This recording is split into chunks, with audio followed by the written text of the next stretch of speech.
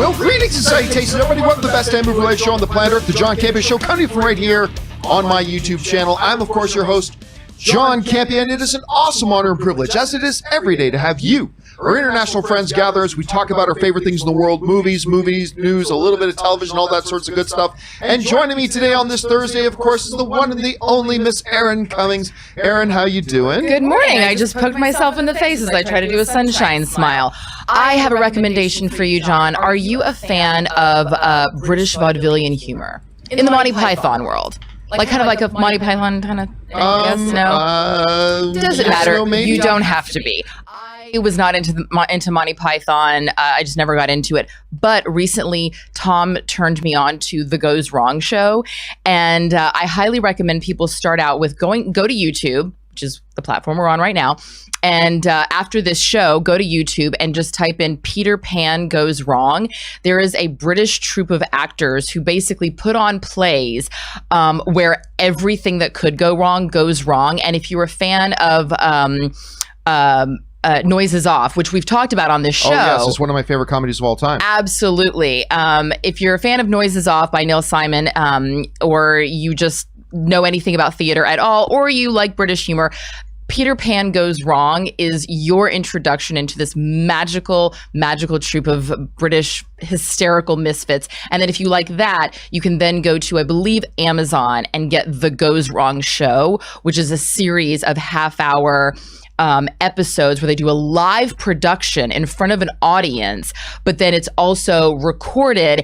And there's one particular episode called 90 Degrees, and in every episode something major goes wrong, and they're like, but you probably won't even notice. So when they play 90 Degrees, the people who built the set thought that 90 degrees meant how they were supposed to build the set. So the actors literally, in some of the settings, they're on the walls, like the table is on the wall and they're hanging and trying to do the scene and reading all of the dialogue doing all the dialogue as it's written in the play, except they're having to deal with this hysterical physical comedy, and it's just brilliant. If you want just an hour-long escape, go to YouTube, check out Peter Pan Goes Wrong. I promise you will love it. It's just lots of fun.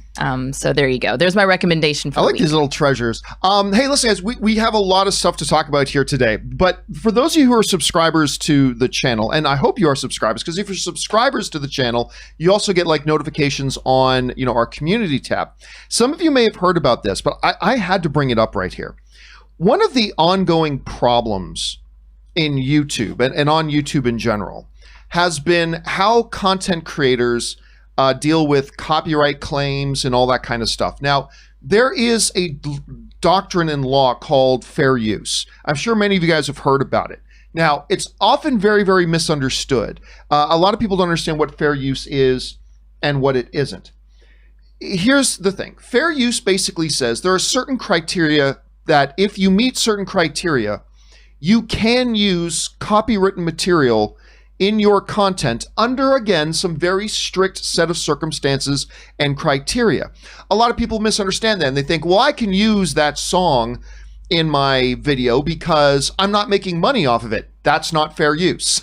You can't do that. And actually, this is really in the news a lot right now, because on Twitch, a lot of Twitch streamers have been getting slammed with the takedown notices because a lot of Twitch streamers use copywritten music in their streams. I get it. You want to protect copyright. I get it. YouTube wants to protect the rights of copyright holders. I get it, and I applaud that. However, sometimes that is abused.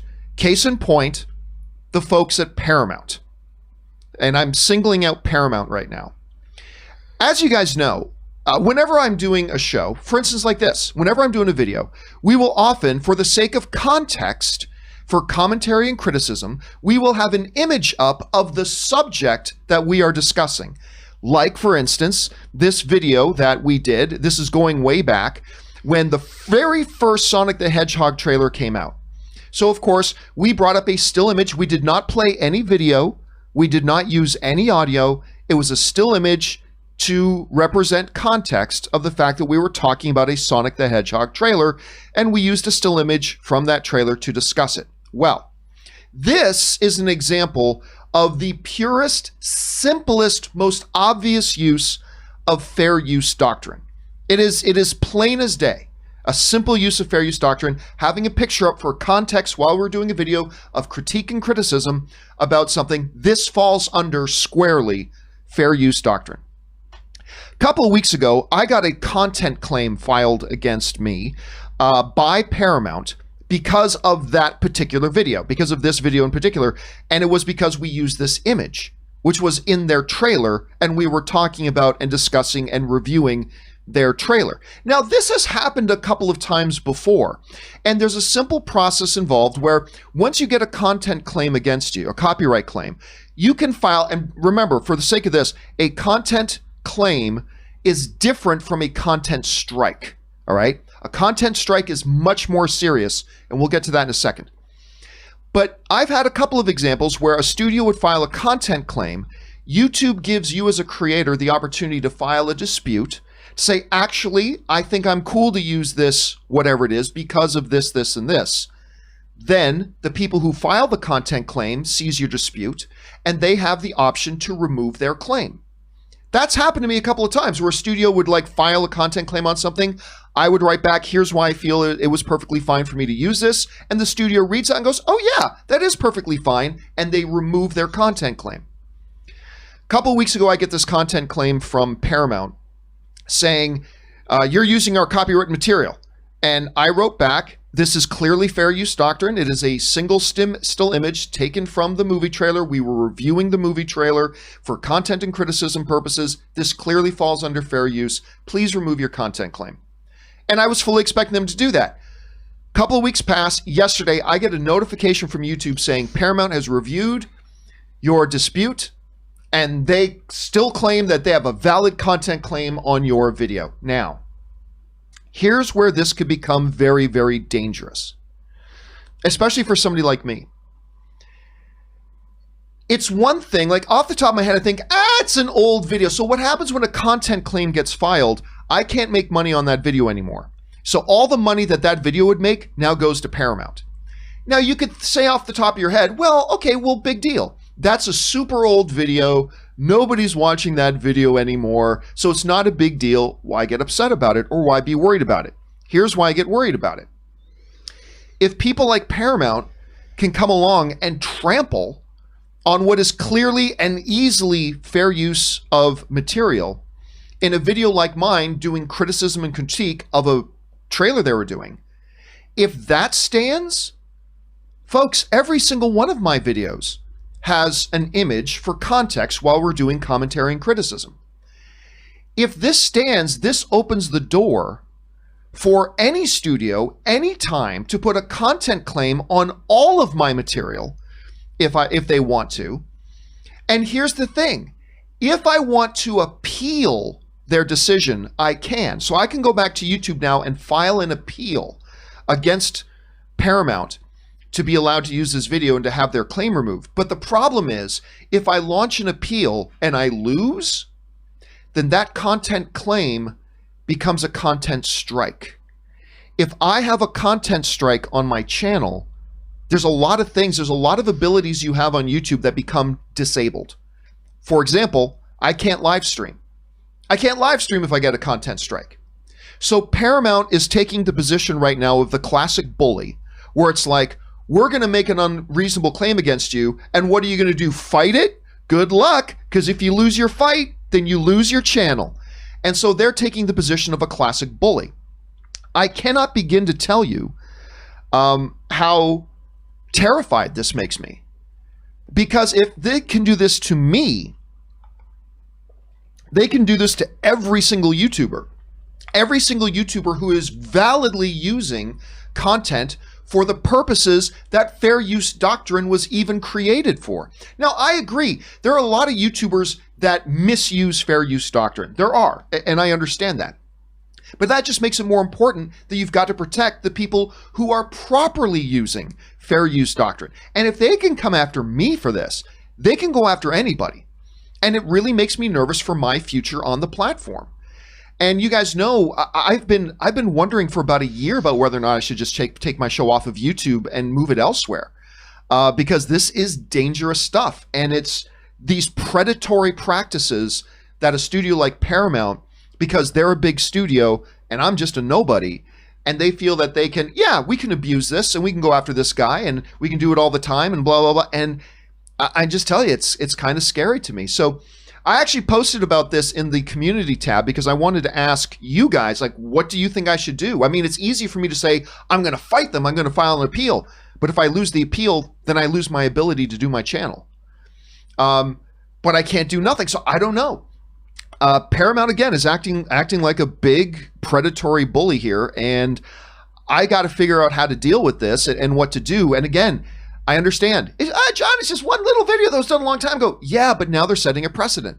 If they can do that on that, then all my videos are fair game. And it's kind of terror-inducing. It's kind of terror-inducing. So if you guys have thoughts on that, I would love to hear your thoughts and what you think about that. Just jump into the comment section below and let me know what you guys think. All right. With all that done, now with all that housekeeping out of the way, let's get into the stuff that you guys came here for, and let's talk about some stuff going on in the world of movies and movie news. And before we get to our main topics, we're going to do one thing off the top, and that is this. Aaron, I don't know if you heard about this. Actually, you and I were just talking about this, actually.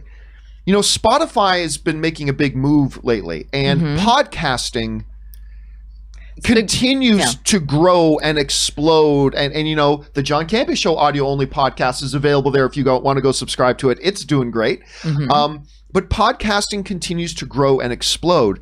And we just hit this incredible milestone where Joe Rogan, UFC commentator, stand-up comedian, he's also one of the most popular podcasters in the world. He just signed, for those of you who haven't heard about this, Joe Rogan just signed a deal with Spotify to bring his podcast over to Spotify for $1 million. I'm sorry, I misspoke. $10 million. Oh, I'm sorry, I misspoke again. Joe Rogan just signed an exclusive deal with Spotify for his podcast for $100 million.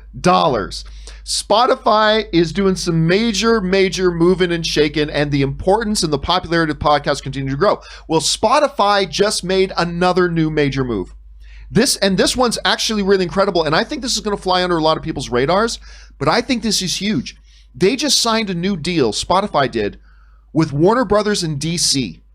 And what's going to be happening is DC is going to be producing a series of scripted podcasts. We used to call those radio dramas, but they're called scripted podcasts of their DC heroes.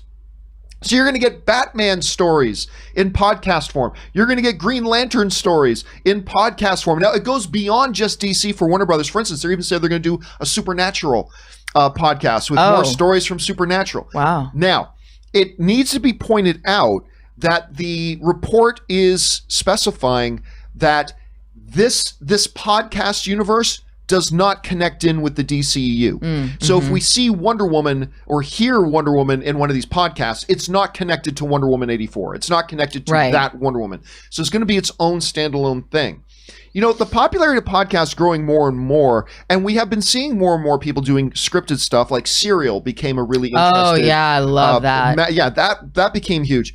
Let me ask you, Aaron. Yes. As somebody who yourself has really gotten into podcasting and things like that. Yes, yourself Kappa as well. Kappa Cancer, my brief podcast. Right. Which I'm considering starting it back up again, but as I progress past my cancer, I was like, okay, let me put this on the shelf for a bit. But now that I might consider revisiting. So yes, I have a lot of experience in the world of podcasting. What is the place, or is there a place right now for?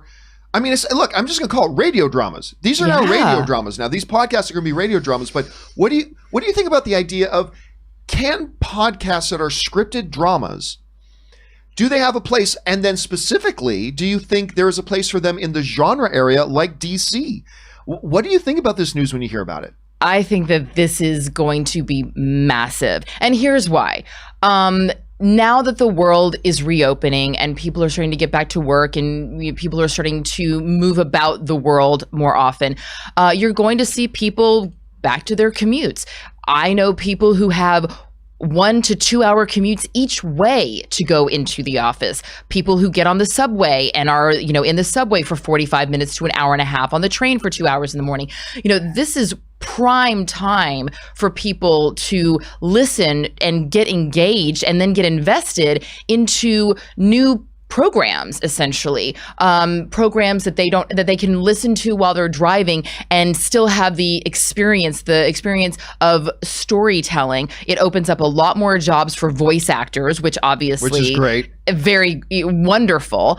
And I think that this is a huge sign of what's the next step in podcasting that's becoming, really popular. We saw the evolution of podcasting as it continued to grow and as people were just sort of sharing their opinions. And there was a lot of like motivational stuff and self-help stuff, and then a lot of interviews. We've seen the different iterations of what podcasts can be, and how essentially if you have an idea for almost anything, you can do it on a podcast and someone will listen to it.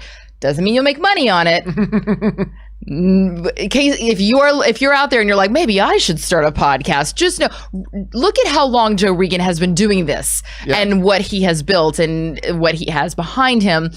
Not everybody gets a $100 million deal. However, you too can have a podcast on pretty much anything you want. Now we're seeing this open up into the world of storytelling. I think it's very exciting, incredibly promising. I love the idea. Yeah, I mean, just to go anything about the finances of it. Yeah, Joe Rogan makes $100 million, right?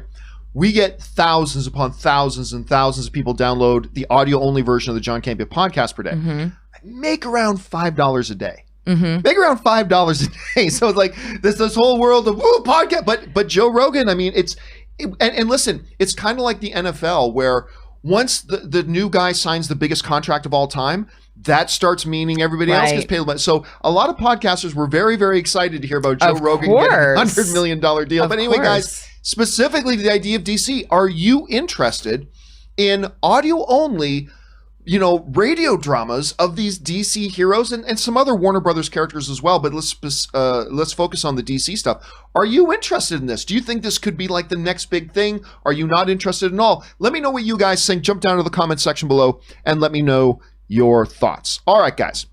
With that down and out of the way, let's move on to our main topics today. And how do we select our main topics here on the John Campea Show? Well, it's really rather simple. You see, you guys come up with them by going anytime 24/7 over to www.thejohncampeashow.com/contact. Once you get there, you're going to see a form. Fill it out with your topic or question. It's totally free.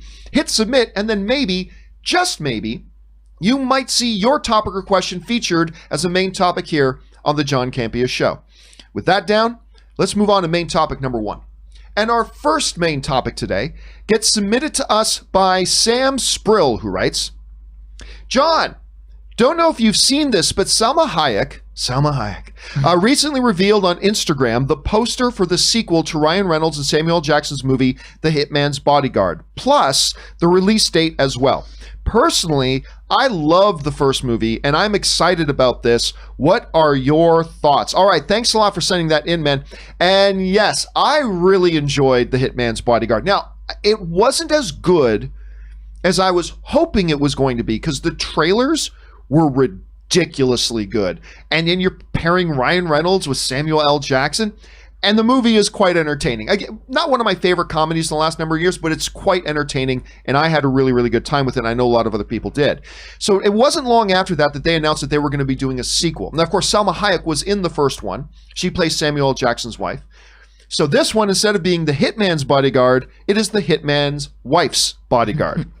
Now, this movie had a release date, but it has been postponed. But we are now getting our first look at the poster, and here's our first look at it. This is the poster. Salma Hayek shared this on her social media, and she also shared and wrote, because of the confinement, the release of Hitman's Wife's Bodyguard has been postponed to the summer of 2021. I'm kind of bummed because I can't wait for you all to see it. And there we go. We get a good look at the poster. And again, I just had a really fun time with the first one. I just had a really fun time with the first one. I think this one carries with it that same potential. It doesn't even have to, this is one of those situations where it's like, I don't even really care all that much about what the story is. Right. Because I just like the dynamics of the characters. I just thought the characters were so great and their interactions and their dialogue together. I'm just sold on the idea of just sitting down in theater for an hour and a half and just watching that chemistry. Mm-hmm. And you add Salma Hayek giving us a few more doses of Salma Hayek than on top of the ones we got in the first movie. I'm very excited about it. Again, yeah, a little bit bummed that's not going to be till the summer of 2021, but I do like the poster. It's nothing that we're going to remember for the next coming age, but it's a good little poster. It just reminds us this movie is coming, and I like the looks of it. I think it looks pretty good. Aaron, you're hearing about The Hitman Wife's Bodyguard. What do you think about the poster, and where's your anticipation level for the movie in general? So The Hitman's Bodyguard was not, I didn't see it when it came out, and I was completely unaware of anything that it had to do with. And so when I first saw the poster, obviously the first thing you see, it's kind of hard. They do it intentionally with the way that they design the poster. Oh, yes. It's kind of hard not to go, wow, Salma Hayek's cleavage.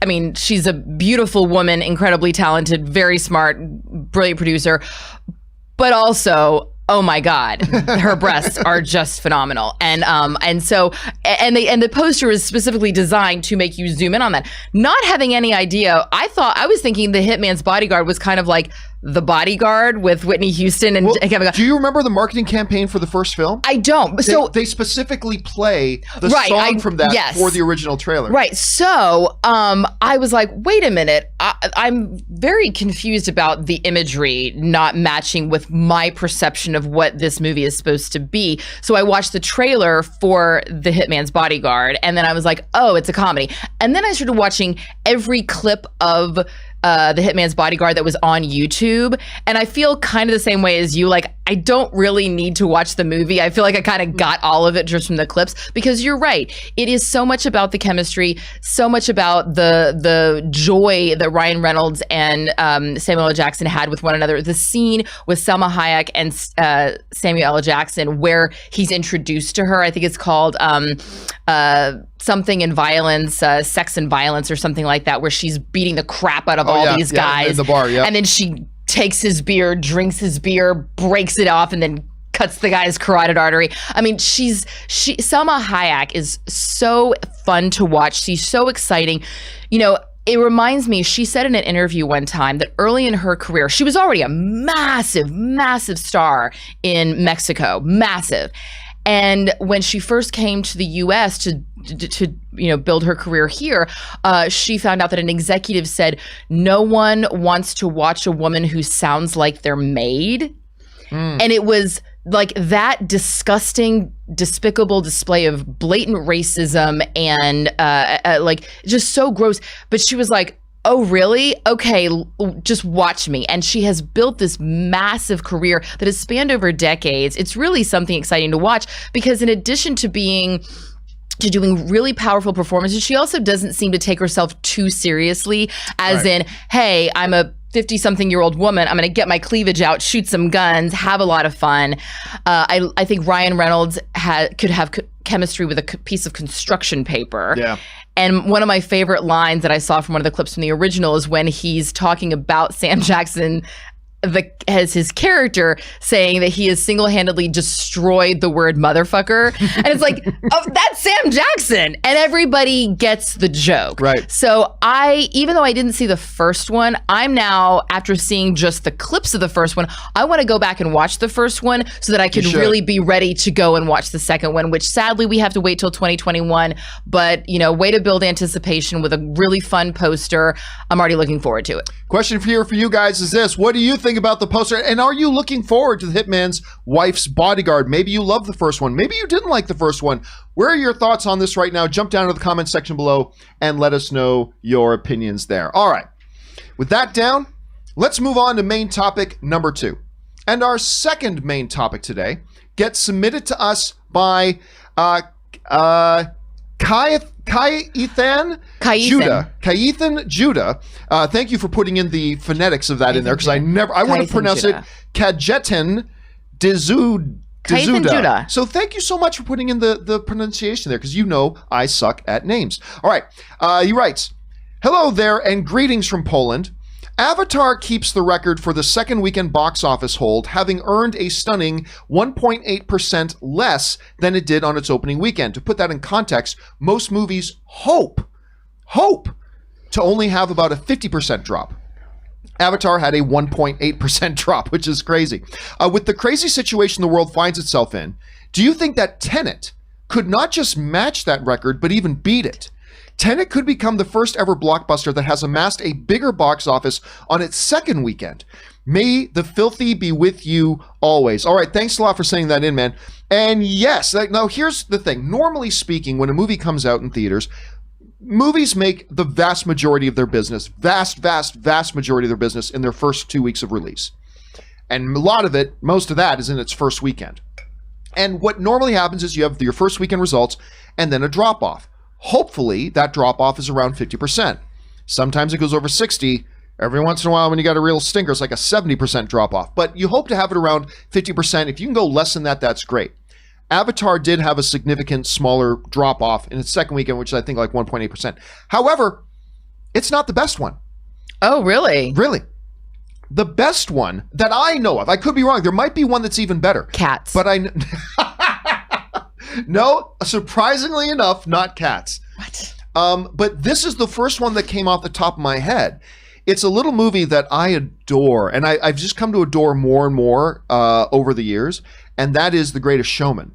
Oh. The Greatest Showman, I think it ended up with $400-something million, or $400 or $500 million. It might even be more than that. Its opening weekend was $8 million. Yeah. $8 million on over 3,000 screens.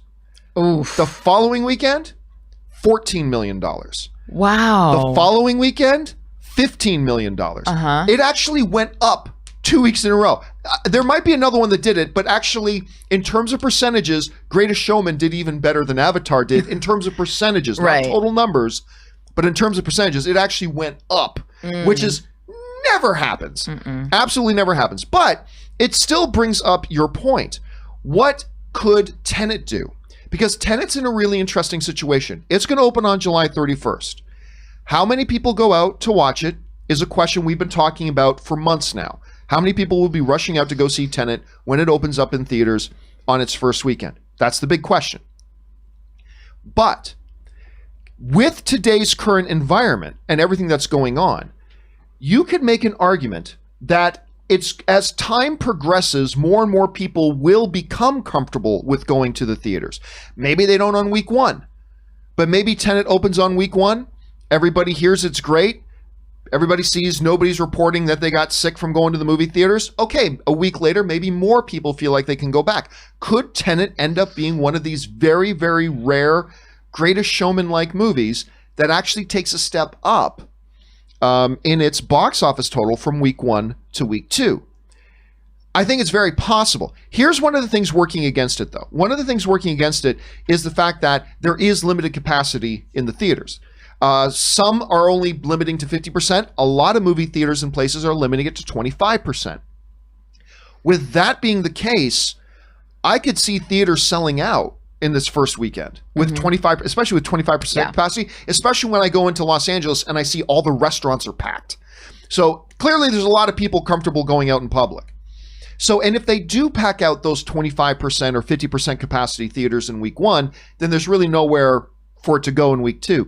But it is an interesting thing. We could see a little bit of Hollywood box office history here with Tenet that weekend. Aaron, let me ask you the question. You know, considering that it's going to take some people a little bit of time to roll out going back to the theaters, but then again, you're also weighing that against capacity. Could we see Tenet actually make more money in its second weekend than its first weekend? Why or why not? What do you think? So, as you recall, on Monday after the show with Rob, you know, during the show, I was saying that I could foresee a potential push of it not opening on the 31st, as they're now saying, of July. But then as we were discussing it after the show, I was like, wait a minute, you know, the sooner that they open, even though they won't necessarily have a big opening weekend box office, which is my prediction, as they continue to stay open, the longer they're open with no other competition, the better they will do overall. And at the end of the day, it's the overall box office that we always want to, you know, look at.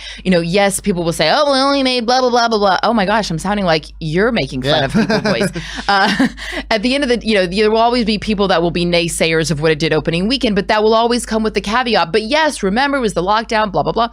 So, you know, the sooner that Tenet opens, the longer it has to be in theaters without really much competition. Yeah, like and Mulan will be in there and that'll be about it. Right. And so if you have like, you know, AMC 25 that's got 25 screens, then yes, even though most of those will only be at 25% capacity, even still, it's not 25% capacity of maybe 2 or 3 screens that it would be on in a normal time period. It's 25% of maybe 25 screens or 25% of 15 screens. So ultimately, you are opening up the opportunity for more people to see it on more screens. So it could actually even out as far as, selling out and the number of people that would have access to the film.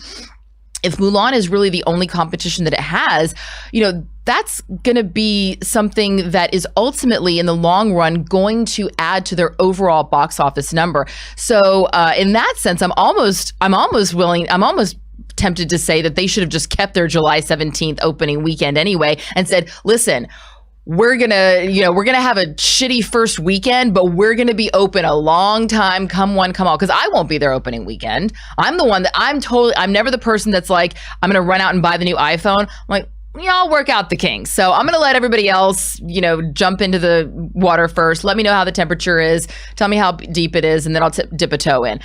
So I think that this is actually gonna be. Overall, I really think that Tenet is going to end up doing massive numbers at the box office simply for the longevity that's going to have. Because I'll go see it eventually when I go back to the theater. But that might not be for another 2 months. I don't know. We all have our personal comfort zones, and we all have our own levels of health that we have to be concerned about. For me, I'm going to take a little bit longer time. I know for you, you're really interested in getting back in there as soon as possible. Oh, yeah. AMC was just advertising they're going to have Spider-Man Into the Spider-Verse on July 9th. So I'll probably be there for that. There you go. Get a chance to see it. But yeah, the question then is for you guys. What do you think is going to happen with Tenet in its second weekend? Because of the situation, could we see the numbers actually go up? And actually, I was so interested in knowing what you guys thought. I made that the topic of today's question of the day. Now, of course, our questions of the day are put up in our community tab on our YouTube channel. So make sure you subscribe to our YouTube channel so you can get notifications of those who participate in them. And I simply asked the question, given the current unique circumstances, do you think that Christopher Nolan's Tenet will set a new box office record for biggest second weekend increase? Could more people going to the theaters in the second weekend than the first help that? We discussed that and more. And I put this up just before the show started. Right now, about 1,800 of you guys have voted on it already, and it's close. It's close. 42% of you guys are saying, yes, the box office will go way up on its second weekend. 50. I thought that number was going to be a lot smaller. I thought maybe 10% of you would think that. 42%, but 58% of you guys are saying no, it will not break that record. That poll is going to stay up there, so you guys can go and check that out. So, guys, let me ask you, what do you think is going to happen here with Tenet going into its second weekend? Jump down into the comment section below and let us know your thoughts. All right, guys. With that down, let's move on to our third main topic today.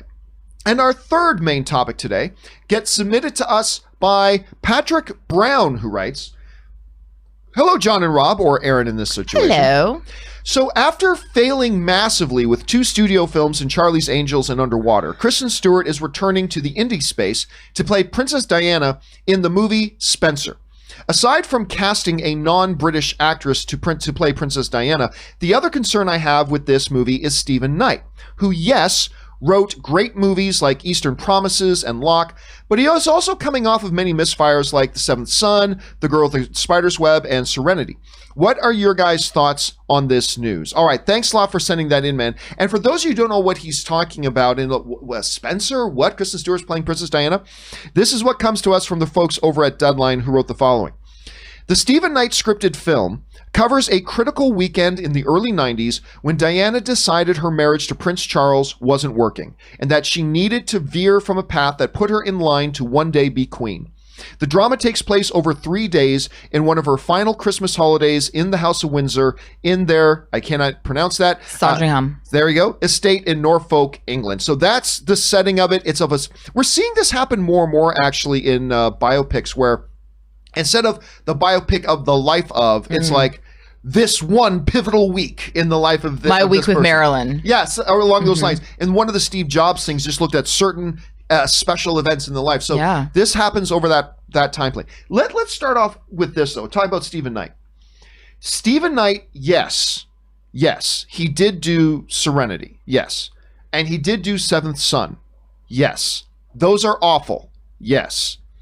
However, Everybody's got a bad day at the office. Like you said, he directed or he wrote, first of all, he wrote Allied, which was, it did not do big business, and that was with Marion Cotillard and Brad Pitt, but it was a good script. I mean, and I thought it was a nice little movie. An all-time great movie? No, but a good one. He did Locke, which I thought was a brilliant script, and it's really hard to write those types of scripts, particularly when it's basically one actor on screen.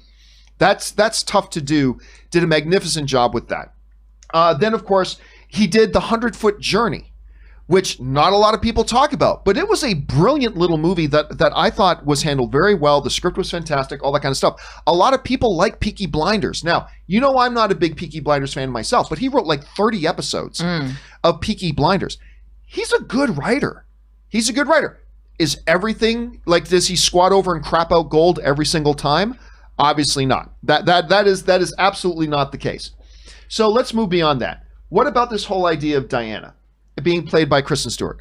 Listen, I can tell you right now, Kristen Stewart, I don't care if you think this is popular or not. I don't care if this bothers you or not. Kristen Stewart's a hell of an actress. She's a good actress. I've seen her in a lot of her indie stuff. She's got, not as good as, but she's got very much a Robert Pattinson thing going on, where a lot of the indie stuff she's done, she's actually been quite good in it, like almost remarkable in some of the smaller ones she's done. Much like nobody watched the smaller films that Robert Pattinson did, so when they cast him as Batman, everybody's like, what, you got Twilight Boys? No, they got Good Times Boy as Batman. Big difference. He's an incredible actor. She's a good actress. Okay, she's not British. I don't give a shit. I don't care. How many British people play American characters? How many Australian people? How many Irish? The Australians, the Irish, the British, they're all coming to take our jobs. Guess what? Newsflash. The job of an actor is to pretend they're somebody that they're not. I don't care. Like, who's my boy?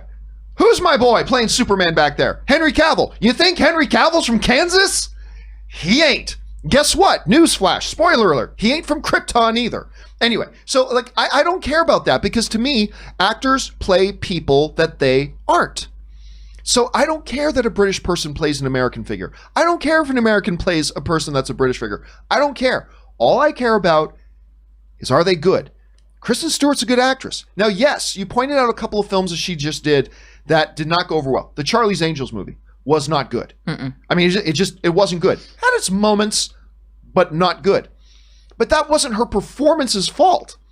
You know, and actually her performance wasn't half bad. Her and Naomi Scott actually were both pretty good in that movie. Anyway, then you start talking about Underwater. Again, the problem with that movie was not her or any of the performances of any of the actors. It wasn't their problem and it wasn't their fault. She is a good, solid actress, and most of the filmmakers in Hollywood know that. And so now look, was I surprised to hear that she was going to be playing Princess Diana? Yeah, that one caught me out of left field. So did Heath Ledger playing the Joker. And I'm not saying she's going to win an Academy Award for this, but, you know, I think the casting's perfectly fine. I think the story is an interesting idea for a story. I think the screenwriter, yeah, he's got a couple of bumps on his resume, but he's also got a couple of really big wins that just shows us he's got really high-end potential as a writer. Maybe it'll be crappy. Maybe it'll be his best work. We don't know. But I don't see there anything to be worried about there right now. He's got too much strong stuff. So overall, I got to say, I'm interested. Look, my wife, Erin, I don't know if you know this, Anne is a royal fanatic. She's a fanatic about the royals. Anything with like Queen Elizabeth's picture on it, she wants it. Any documentary, like Kaori will come over and they will literally 2 or 3 days a week sit down and just find various royal family documentaries. She loves The Queen, the show on The Crown. The Crown. She loves The Crown. It's an amazing show. It's hard not to. She's all that kind of stuff. So I know my wife is really excited about this. She's more excited about it than I am. I don't know that I'd say I'm excited about this, but it's interesting. I like the players involved. So I color me intrigued. I am intrigued by this project. You heard about all this. What do you think about it? Well, I do like these, as Malcolm Gladwell would call it, these tipping points. Where they show this pivotal moment in someone's life where they have to make a big decision that is absolutely going to change their trajectory and not in a subtle way, but in a massive way. And so the idea of going into this weekend and really digging deep, it's not a superficial story as we unfortunately have to just accept when we're dealing with the life of someone in a biopic. But to be able to really dig deep and get into the psyche of what was going on at that person at that moment of that person's life is really exciting to me. I too love The Crown. I cannot wait for the next season to come out. And part of that is because in the next season is when we will find out more about Diana, and we'll learn more about Diana. I think she's such an incredible historical figure with so many questions around her life and her decisions. And I agree with you. You know, as an American actor, I love the idea that American actors can play British characters and, you know, Australian actors can play American characters, and we can all, you know, and Scarlett Johansson can play a tree. Like, I love all of, I love the idea that anyone can be anything, which, yes, is part of the job of an actor. I will say, though, there are certain types of roles that, for me, in my opinion, I think should be cast as who that closer to who the character actually is. And I'm not alone in this, and I know this because I did a very, very short-lived series. It made it 2 episodes on the air. One of those first shows to get canceled kind of things. It was a show called Made in Jersey that was on CBS, and it was starring my friend Janet Montgomery, who has gone on to do many wonderful things. I remember at Comic-Con a bunch of buses having Made in Jersey. Oh, it was like, it was the darling. Like, we all knew when we got cast, and like it was a thing. They were like, oh, CBS is obsessed with this show. It's based off, you know, sort of someone's, it was a big deal. And we all knew, okay, we got the winning ticket. And then it got picked up. We were not surprised by that. But there was a lot of backlash because they said in all of New York, in all of New Jersey, where there's tons of actual like Italian women, like a young Marissa Tomei, who are actors, you went and cast a British girl? Like, really? In all of New York, you couldn't find one Brooklynite who was Italian? And so there was backlash. And I'm not saying that's the reason why the show failed. The show failed for a number of other reasons. But for me, I'm not upset about the fact that Kristen, is it Kristen or Kirsten? Kristen, thank you. Kirsten Dunst, Kristen Stewart, thank you. I'm not upset about the fact that she's playing a British character, just like I wasn't upset about the fact that Renee Zellweger played a British character when she did... Oh, Diary? Yes. You guys know what I'm talking about.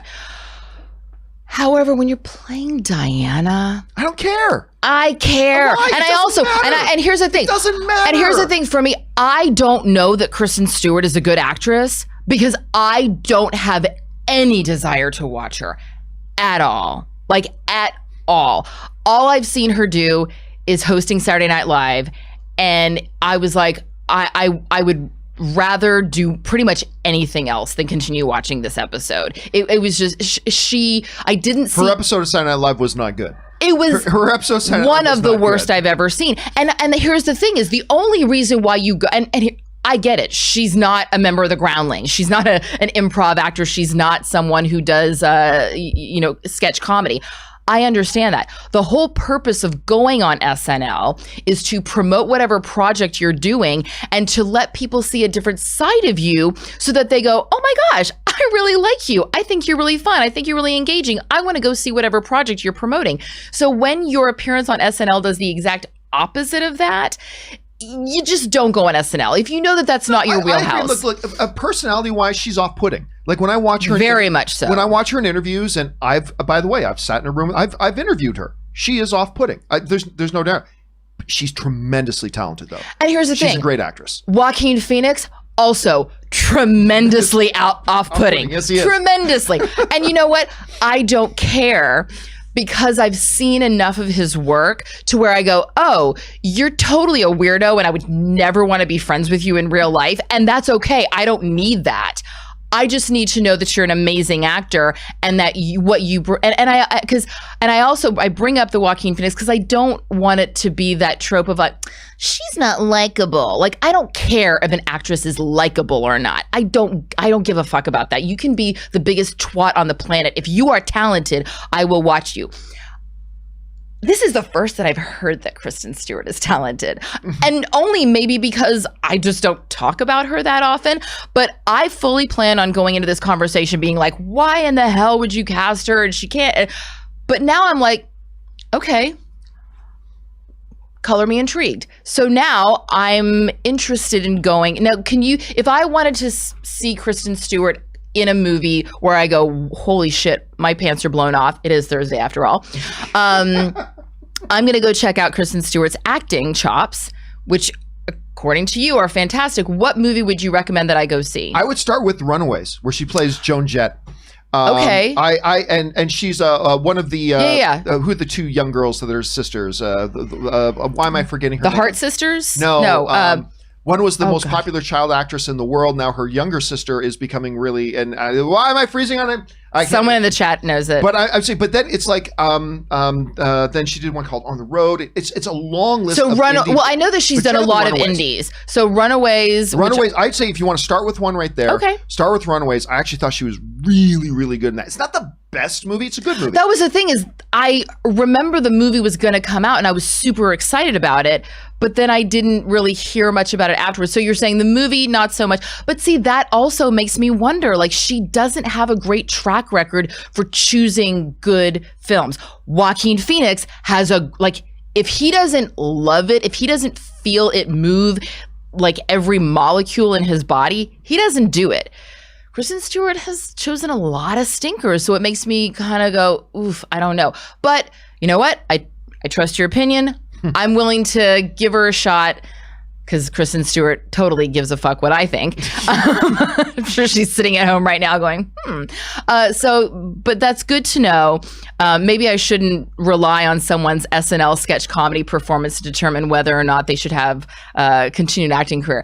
So I will put my doubts aside. I will go check out The Runaways. And you know what? The next time that I come back for next Thursday, I will maybe eat some crow, or I'll say, you know what? She's going to suck as Diana, and I think they should recast her. Well, listen, but I'll back up what you're saying. If your only exposure to Kristen Stewart was watching her in Twilight and her Saturday Night Live appearance, I can't blame you for not thinking. I can't blame you because those aren't good impressions. Those are not great impressions. But I'll tell you what, it really shocked me when I started watching her other films after Twilight. Mm-hmm. It's like, oh hell, like I remember, I think the first movie I might have seen her in was she played the daughter in Safe Room. Is that what it's called? Where she played the daughter? With Jodie Foster. She was the daughter? She was the daughter in Safe Room. Oh my God. Kristen Stewart's a good actress. That's right. I remember that's the first thing I saw. And I remember. She's really good. Okay. Well, you know what? That, There you go. It took me sooner than I thought to eat some crow. All right, fine. That's all you had to say was Safe Room. I remember. I didn't remember that it was Kristen Stewart, but I remember the movie. I remember the daughter. Yeah. And yes, that was a really great performance, and that was also pre-Twilight. And that was pre-Twilight. Yeah, it was let's chalk it up to bad management. I still don't know if I love the idea of her being Diana. Again, but you know what? Then that comes down to a philosophy thing because to me, it's like all I care about is it a good actor and are they going to give a good portrayal and a good performance? That's all I care about. That's all I care about. I don't like to bring any agenda baggage into it about, it's got to be, if you're going to make a movie about Pierre Elliott Trudeau, one of the greatest prime ministers in Canadian history, none of you know who that is. If you're going to make it, it's got to be a Canadian actor. No, it doesn't. It doesn't have to be a Canadian actor. Just make it a great actor. And but you're talking about someone that no one outside of Canada knows. But as a Canadian, I'm saying I don't care. It doesn't have to be a Canadian actor. Okay. Just make it a good actor. Just make it. Well, you guys movie. are also really nice. The Brits, kind of snobby. All right, guys. Question is for you. What do you look? A lot of you are not like my wife that you're fascinated by the Royals and you don't care about Kristen Stewart. So a lot of you aren't going to be interested in this. But I got to tell you, I'm interested. Not super hype, but I'm interested. How do you guys feel about it? Jump into the comment section below and let me know your thoughts. All right. Okay. Yeah. Mm-hmm. All right. With that down, let's move on to our fourth main topic today. And our fourth main topic today gets sent in to us by Aaron Antofel, who writes, Hi, John. One of my all-time favorite comedies is Wedding Crashers. You and me both, Aaron. I saw on Twitter today that the director is saying that a sequel is still possible and could look at the guys now in their late 40s and having to go back into the dating scene. What would you think about a Wedding Crashers sequel, or is it too late for it? All right, thanks a lot for sending that in. And listen, this represents one of the best close eras of comedies ever. Because I can't remember the exact dates. I didn't look it up. Maybe, Aaron, you could look it up. But I shall look it up right now. it feels like Wedding Crashers and 40-Year-Old Virgin. I think they came out within the same year of each other. I think they came out like within a year. And those are like 40-Year-Old Virgin is my all-time favorite comedy. Wedding Yeah, 2005. They both came out the same came year. out 2005. I remember them and just thinking, like, does it get better than this? And you know, the original Anchorman wasn't too far separated from that either. It was a great era for comedies. Wedding Crashers is one of the great ones, and it introduced the world to the game of Let's Play Just the Tip. And just for that alone, we all owe this movie a huge debt of gratitude. The movie was absolutely hilarious. And not only did you have Vince Vaughn and Owen Wilson, but you had, Isla Fisher, who a lot of people have never even heard of before. Rachel McAdams, who was just starting to become this really big star. It really made a lot of people pop. Oh, yeah, Bradley Cooper. People forget Bradley Cooper was in that. He was the idiot, brother-in-law sort of thing. I mean, it just a whole lot was going for it. Well, now, there's word. There was an interview just done recently with the director of that film, David Dobkin, and he was asked about the possibility of it. And he was talking about how, me, Owen, Vince, we've talked about it. We never really saw a need to go back to it and all that kind of stuff. Everybody keeps asking us to do it. And we keep saying no. But anyway, then he said the following. He goes, 10 years later, after, the originally being asked about it, when I was asked again and I hung up the phone after saying no, I thought about it. And I'm like, well, I'd be curious what it would be like for guys in their 40s who end up being single again and have to go back out in the world. What a weird, difficult, challenging story that is. And as long as there's a real story in the middle of it, to me, it can be a movie. Now, he also went on to imply that there's a script written, that he doesn't think the script is quite there yet, and that Owen and Vince haven't read that script yet, but he says it's coming along, it's there. So he's just throwing out there that the possibility for them to do another Wedding Crashers is absolutely there. I have two different sets of feelings about this. The one feeling I have about it is, oh my God, yes. Oh my God, yes. I desperately would love to see this again, because just kind of like, we're talking about The Hitman's Bodyguard. Just like The Hitman's Bodyguard, I almost don't care what the story is, because I just love these two characters together. Not necessarily these two actors, because they did that one called, what was that, where they worked at Google, or Google-like company. Interns or something like that. They were, or something along those lines. Not good. But these two, as these characters, and their dynamic as these characters, to me is just absolute money. And by the way, quick little Vince Vaughn story. There's so money, baby. Vince Vaughn. The first time I met Vince Vaughn, he came into our offices when my office was still at the AMC Theaters in AMC Burbank. He came in for like 2 hours because he was doing this movie called The Delivery Man with Chris Pratt. And him and Chris Pratt came into my office for like 2 hours. We did a big interview about it. And then they did this like Twitter live Q&A from my office for like another hour. And the guys just hung out and they were hilarious and wonderful. And got to meet Vince and had a really good time and all that kind of stuff. Fast forward like 2 years, Anne was still working at Hasbro, and they had a work conference at a hotel in Santa Monica or something like that. And she's in the foyer of the hotel, and she's standing with some of her workmates from Hasbro, and she hears a voice, Anne! And they look over, and it's Vince Vaughn. Vince Vaughn, who was like a year or two earlier, maybe about a year earlier, had talked to Anne for like a half hour. He is considerate enough and attentive enough. Because I'll be honest with you, things go in one ear out the other for me. I meet somebody, I'll forget their name 10 minutes later. Not because I didn't care, but because I just forget their names, right?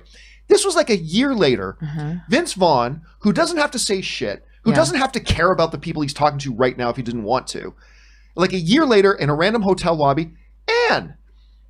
First of all, made Anne look like a superstar in front of her Obviously. Like all of her Oh my gosh, coworkers yeah. like, how do you know Vince Vaughn? And he said, one of the nicest, classiest moves ever. So I will be a Vince Vaughn fan for life because of that. Chris Pratt did something similar. But anyway, super nice guy. Couldn't have been nicer.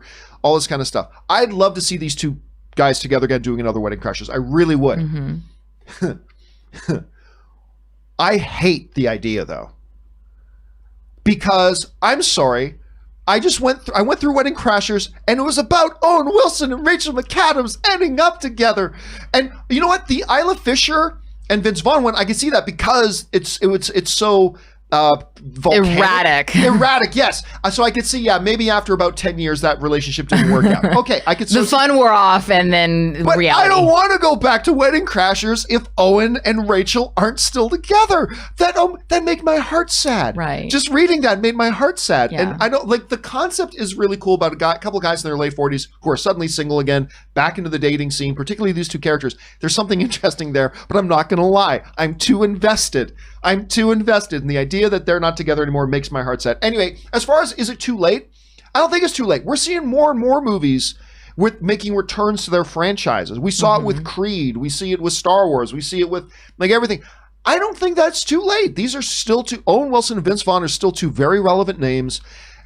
Almost everybody remembers this movie very, very fondly. Yeah. I think you could do it. And with Bad Boys for Life, just doing the business it did, you can do it. I'm torn. I don't know. Aaron, you hear about this. Would it be a good idea to go back to Wedding Crashers again, and would you be interested? So the thing that gives me hope about this is that the director says, if there's a story there, that he's already saying, let's talk about the story, and based on what the story is, then let's investigate that. And I do think that there's my initial reaction to this was a little bit of revulsion because spending my 20s in Los Angeles, there's just the whole dudes in their late 40s, trolling for 22-year-old girls. It just like, in theory, the for word some you're looking guys, for is awesome. See, that's the thing. That's the perception. But like, no, it's not. No, that's not. We know that's creepy as hell. Like, it's fucking gross. And here's the thing. Like, I know those guys. I'm friends with some of those guys. They either never got married or they got divorced, or like they made a ton of money, and all of a sudden, like their option of the attractiveness or whatever physical qualities of the women that they could date all of a sudden changed. And most of my friends who are in that world, their Facebooks are all like, look at, bottles and models and boats and bottles and models. I mean, but they are miserable people at the end of the day. They're miserable. Their Facebook looks really exciting.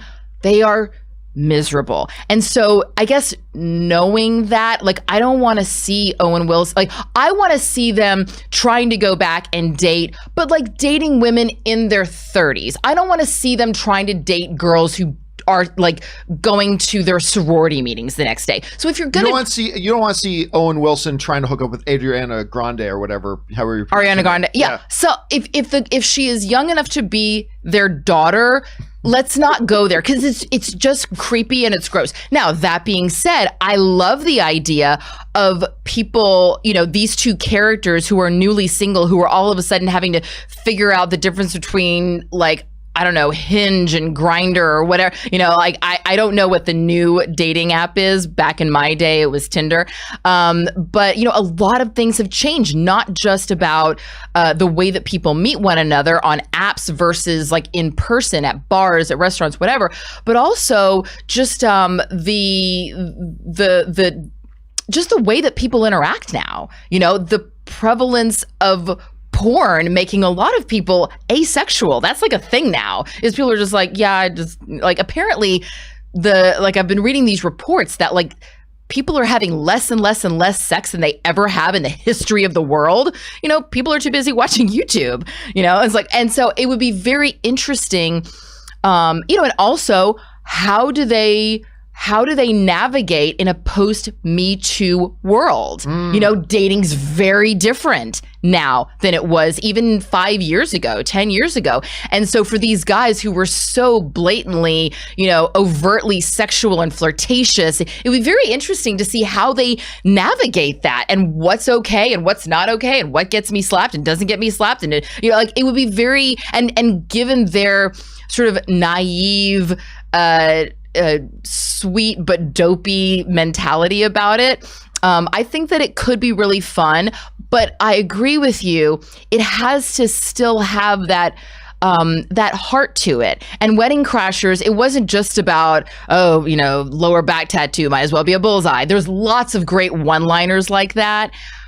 But the real thing was, at the end of the day, the story had heart. Yeah. You were rooting for them to get together. That's how it's similar to 40-Year-Old Virgin, and that's why I adored both those movies. And that's so why much. the movies worked. Because if it's just about gimmick and it's just about a concept, yeah, it'll be like, but it's not going to be a movie that you can watch over and over again. You know, it's got to be like Pretty Woman. If it was just about, you know, a hooker and a John, that's not a story. Right. But it was a love story. You really rooted for them. So it didn't matter what she did or, you know, what he did. Wedding Crashers, it didn't matter that they were, you know, both kind of scummy and slept around a bunch, because there was a heart to it. So I love the fact that they're investigating this, and I'm looking forward to seeing what the story is. What I just don't want to see is them to regress and go, because part of the whole evolution of Wedding Crashers was they went from just, let's get out there and just and party it up. And there's a great line, actually, one of my favorite lines in the movie. You know, they just finished their wedding crashing season, and they're sitting on, I think they're in Washington, they're sitting on the steps of one of the big buildings. And, you know, we're just a couple of young guys doing crazy things. And Owen Wilson says, we're not that young. You know, and that was back in 2005. That was 15 years ago. And it was about them progressing from just that to wanting something deeper and wanting something more meaningful. What I don't want to see if they do another Wedding Crashers is now revert completely back to what it was. And then the whole movie is again about them. Oh, maybe I want something deeper. We already went through that. I feel like it would actually be the reverse, that they have then seen that there is something deeper. And so then they go back out to the dating world wanting to connect with people and realizing, yes, because that's the thing, is like Tom and I will get into an argument and I'm like, I'm fucking done with him. I am a little emotional sometimes. I say things that I don't mean. But you know, and I have some friends that are potentially going through a divorce right now, and Tom and I just go, oh God, it's so awful out there. Why would people want to go back? Why would you want to go back to that? I think that if they go, that's actually a really good point. They go back out into the dating world knowing how fulfilling and great something deep can be. Right. So and they're looking for that, but everyone around them, all the women around them, are super. The roles have now reversed. Totally. Yeah. All right. Question here is, guys, what do you think about the idea of the possibility of going back to a Wedding Crashers? Maybe you're kind of the opinion of, you know what? That first movie is perfect. Leave it alone. Maybe you're thinking, God, I would love to revisit these guys again. Maybe you're thinking like, man, maybe it's too late. Maybe it's not. How do you guys feel about it? Jump into the comment section below and let me know your thoughts. All right, guys. With that down, let's move on to our fifth and final main topic today. And our fifth and final main topic today gets submitted to us by Fahid A, who writes, hello, sir. After the canceling of Star Wars Celebration, I've seen a couple of rumors appearing saying that the 2022 Star Wars movie that is supposed to be happening may have been canceled. Do you know if this is true?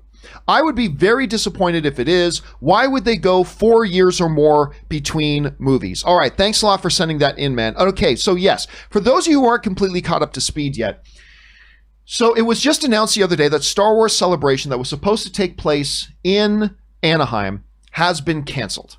And it wasn't just delayed, it's been canceled. And now the next Star Wars Celebration doesn't happen until 2022, so 2 more years off.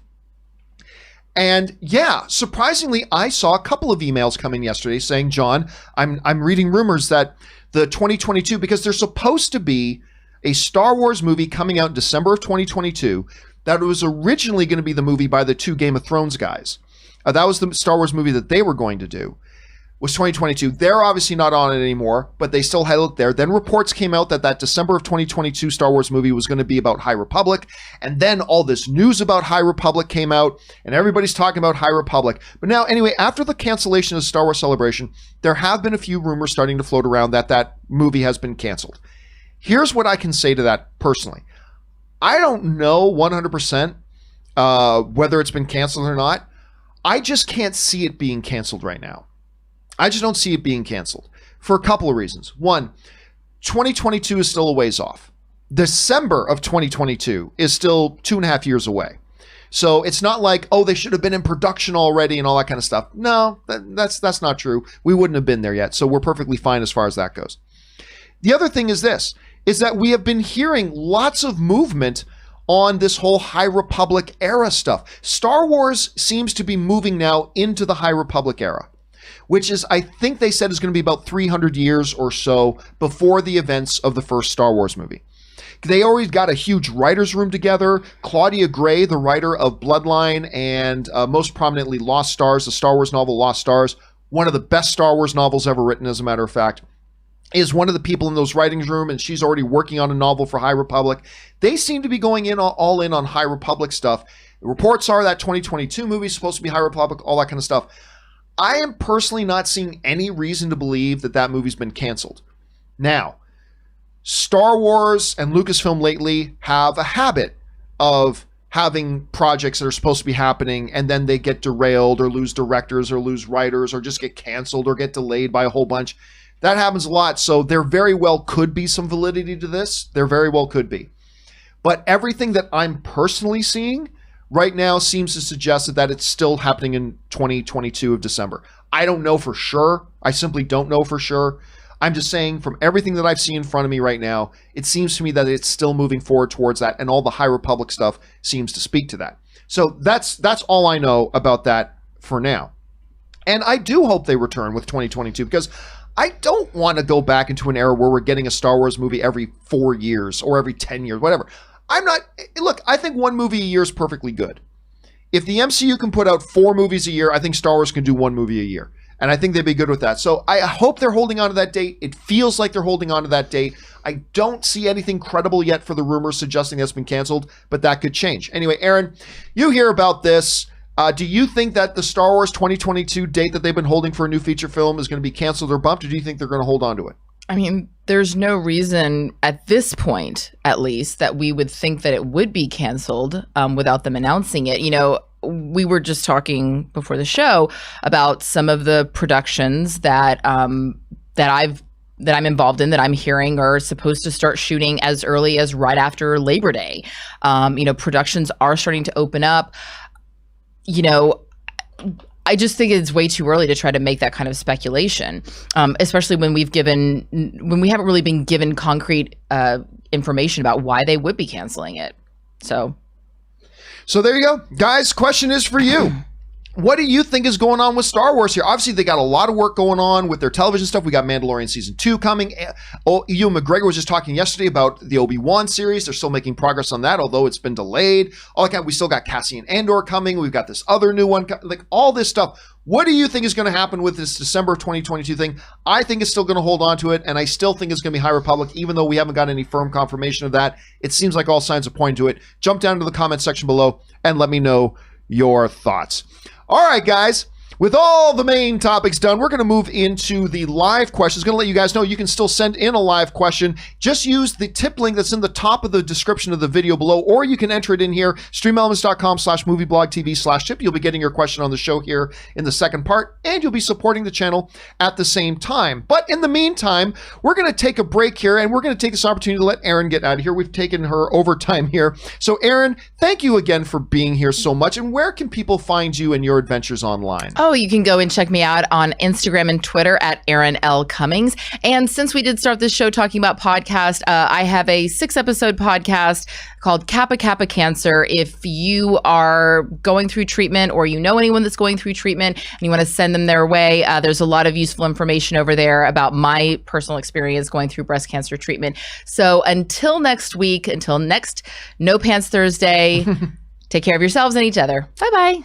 All right, Signing guys, off. and I will be back in just a couple of minutes. Don't go anywhere. I'm going to stretch my legs, rest the vocal cords, grab myself a refill of my drink. So hang tight, guys. Don't go anywhere, and we will be right back.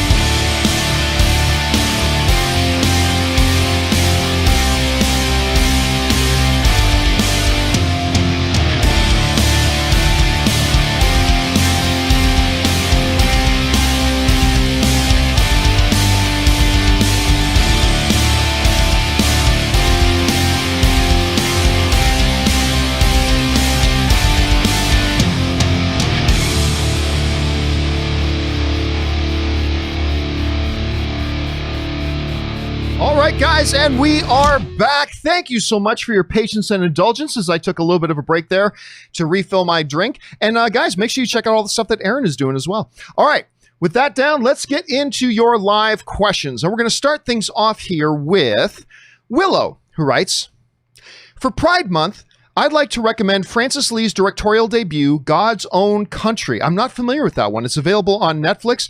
It's been described as a Yorkshire version of Brokeback Mountain, but I think the two are thematically quite different. Have you seen it? What's it called here? God's Own Country. Let me see here. It doesn't ring a bell. It's a 2017 film.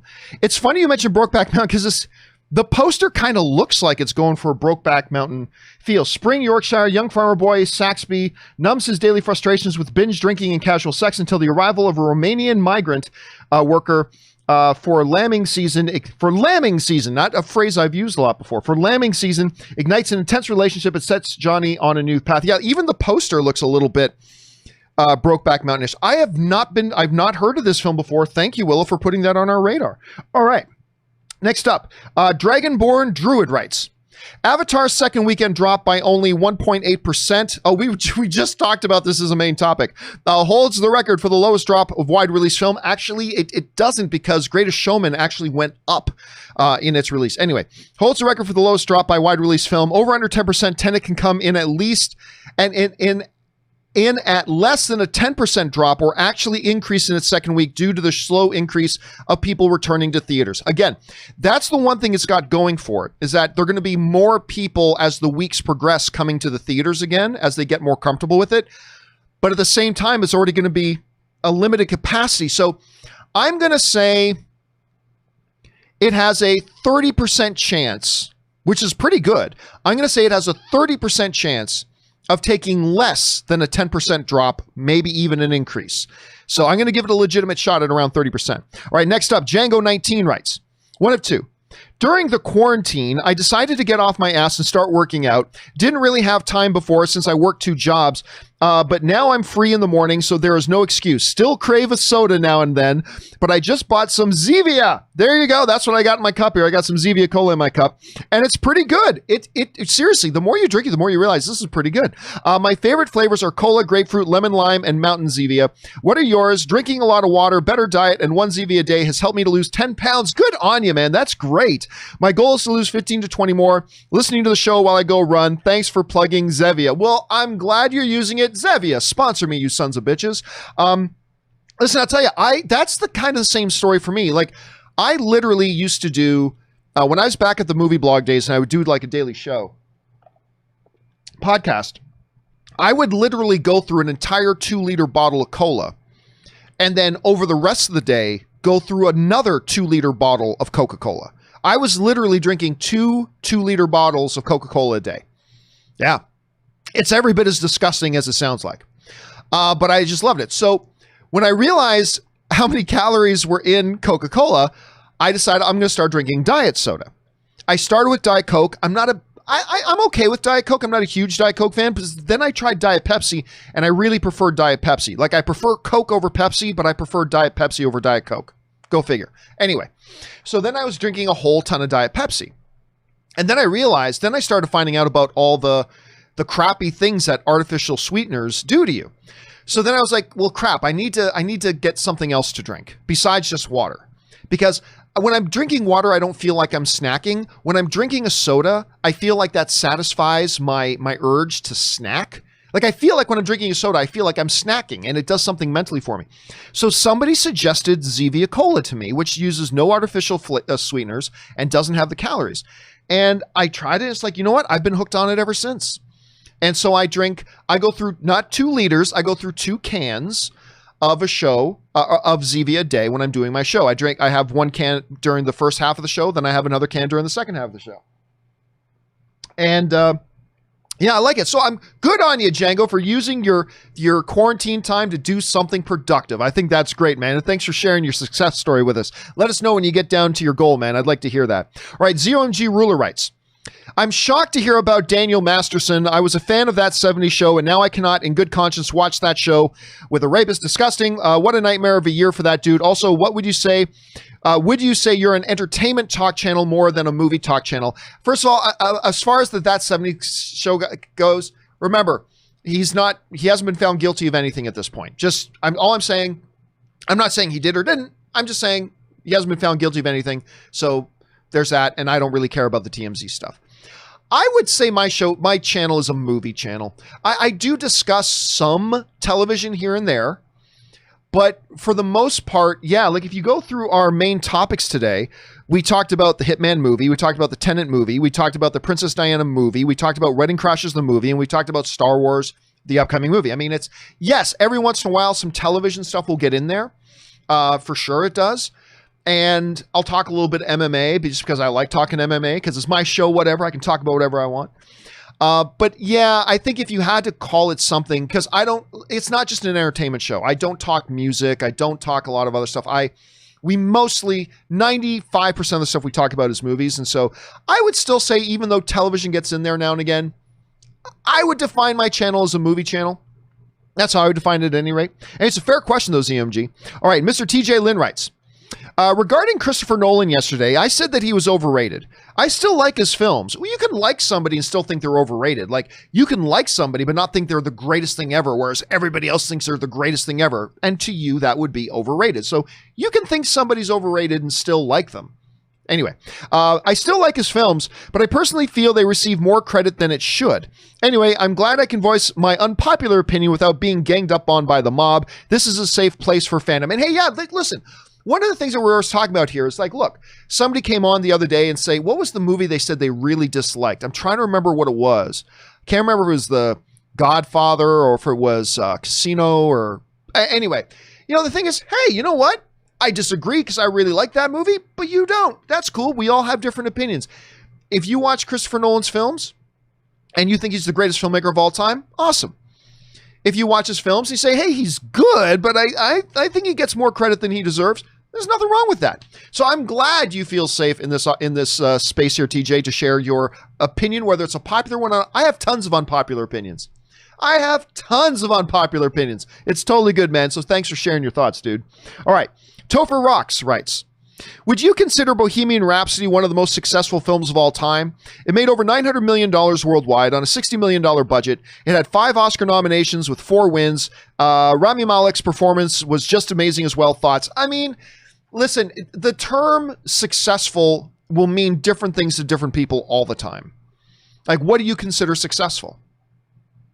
So let's take Shazam for an example. I consider Shazam to be an incredibly successful movie for DC. It is one of the highest critically rated movies they've done, one of the highest audience rated movies they've done, a full thrill, enjoyable movie, all that kind of stuff. It made a little bit of money, but it wasn't a big hit. So I look at it as being, man, that was a really successful film for DC. Other people will look at it and say it barely broke even.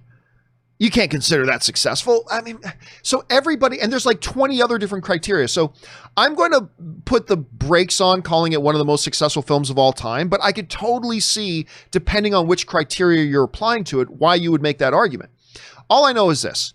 I really like Bohemian Rhapsody. I remember I heard some mixed things about it before I saw it. And I remember I came out of seeing it and I jumped on my social media right away and I said, I just saw Bohemian Rhapsody. I don't understand why there are a bunch of people saying they don't like this movie. I think this movie's great. But again, it's all subjective, but I really like Bohemian Rhapsody and Rami Malek was fantastic in the role. I thought it was a great film. I didn't think it was the best film of the year or anything like that, but I thought it was great. And it's difficult for me because generally I'm not interested in music biopics, but that was one of the ones that I really, really thoroughly enjoyed. All right, next up, Brian Clark writes, woohoo! Just scored tickets for Mad Max Fury Road in Cinemark XD for July 3rd. Witness me going back to the theater at last. I mean, that's awesome, man. Again, trying to look on the bright side, trying to find the silver lining, trying to make lemonade out of lemons. One of the silver linings of this whole crappy situation is the fact that we are going to get some great classics coming back to the big screen. As a matter of fact, let me see if I can get this, if I can pull this one off. I'm not sure that I can. But I was just telling you the other day that a buddy of mine sent me a text message, and I cannot get this to open, unfortunately. Yeah, I can't get it to open right now. But a buddy of mine sent me a text message. Oh, there it is. Hold on a second. I got it here. A buddy of mine sent me a text message saying, hey, AMC is advertising. AMC is advertising that they have, let me bring it up. He sent me a screenshot of his phone. AMC is advertising coming soon, July 9th, Spider-Man Into the Spider-Verse, Creed 2, American Sniper, Wonder Woman, and there was others. And I'm like, well, oh my goodness. I know what I'm doing on July 9th. I didn't know if I'd ever get to see Spider-Man Into the Spider-Verse on the big screen again. I'm going to go watch Spider-Man Into the Spider-Verse. Then you get to go watch Mad Max Fury Road. That is, again, the situation sucks. But if we're going to try to find some silver linings, getting to see some of these great movies we love on the big screen again, the way movies are supposed to be watched, that's a silver lining, man. That's a silver lining. So I'm excited for you, Brian. All right, next up, an anonymous viewer writes, John, my man, I'm pretty sure the Oscars know that it's not their role. I think they're simply leveraging the power that they have to express to the studios that, hey, we find this important. And that, just like you and Ann supporting Black Lives Matters, says volumes. I mean, no, I get that, but here's my problem. My problem is that the Oscars do things or implement rules that compromise what it is they're supposed to do. The Oscars' role is to, like Lady Justice with a blindfold on, is simply supposed to adjudicate what is best. What is the best acting performance by an actor this year? What is the best acting performance by an actress this year? What is the best screenplay written this year? What is the best movie this year? That is the reason they exist.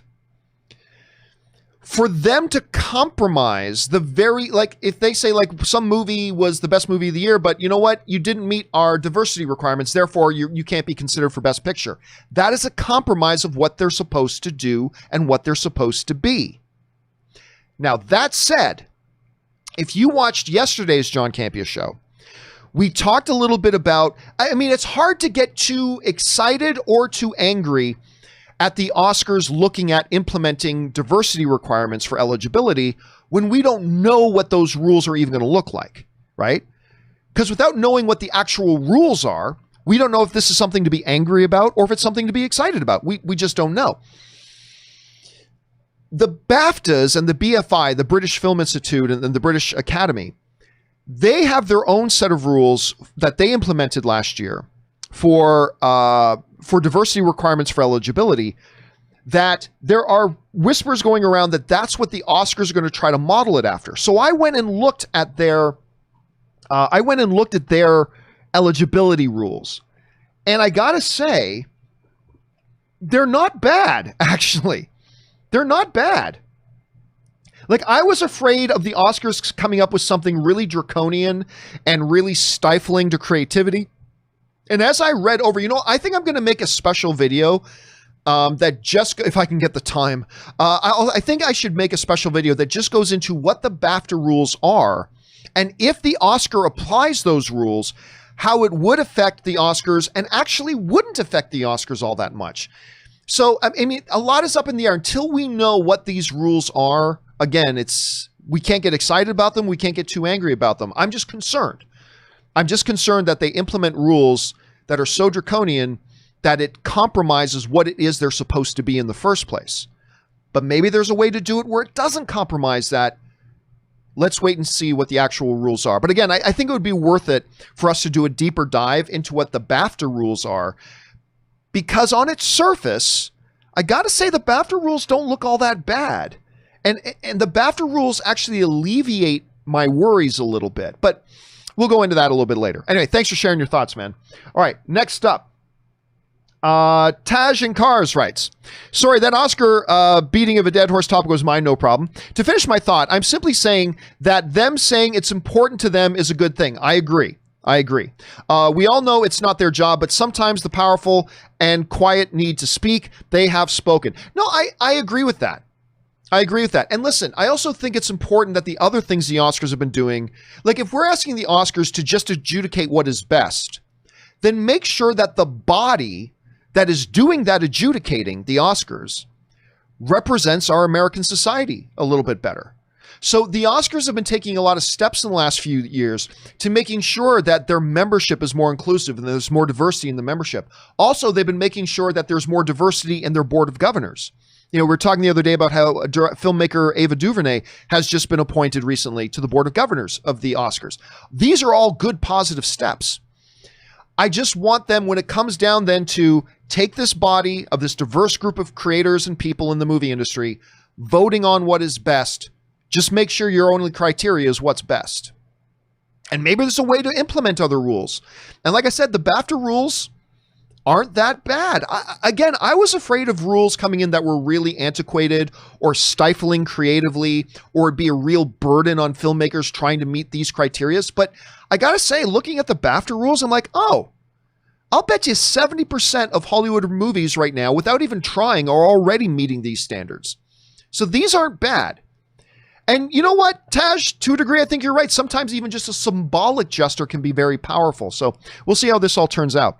All right, Taj and Cars also writes, I know you're big on watching in order of release, but recently I showed my girlfriend Aliens as her first step into the franchise, and she loved it. We then watched Alien, and she said that she appreciated it more as a prequel, knowing what comes next. Yeah, I mean, look, there's lots of different ways. Normally, when I say watch it in order of release, I'm normally talking about Star Wars. But Aliens, like, listen, I watched Aliens before I saw Alien. I didn't do that on purpose. It's just that I hadn't seen Alien. And then Aliens came out, and I wanted to see it. And I was able to perfectly understand what was going on in Aliens without seeing Alien. Then I was able to go back and watch Alien and have a deeper appreciation for it. So yeah, sometimes there might be movies that the other order works a little bit better. And, the debate rages on about what's better, Alien or Aliens. They are two very different movies. Alien and Aliens are completely different movies and completely different types of movies, right? I'm on camp Aliens. I'm on the camp of the sequel. I think that's the better one. Then I got a lot of my film fan friends who are aghast when I say that. How dare you say the second one's better than the first one? But whatever. It's the ongoing debate, Taj. It's the ongoing debate. Taj also writes, so has there ever been a franchise that you entered in the middle, went back to see the original and loved it in the sequence you saw it in? Well, I mean, again, there was Aliens. It happens more with television. Like, for instance, one of my favorite shows is Supernatural. I love Supernatural. I didn't start Supernatural until it was into season 3 or 4, I think. And I watched a few seasons and then went back and watched seasons 1 and 2. So I think that's happened a couple of more times in the realm of television than it has in movies.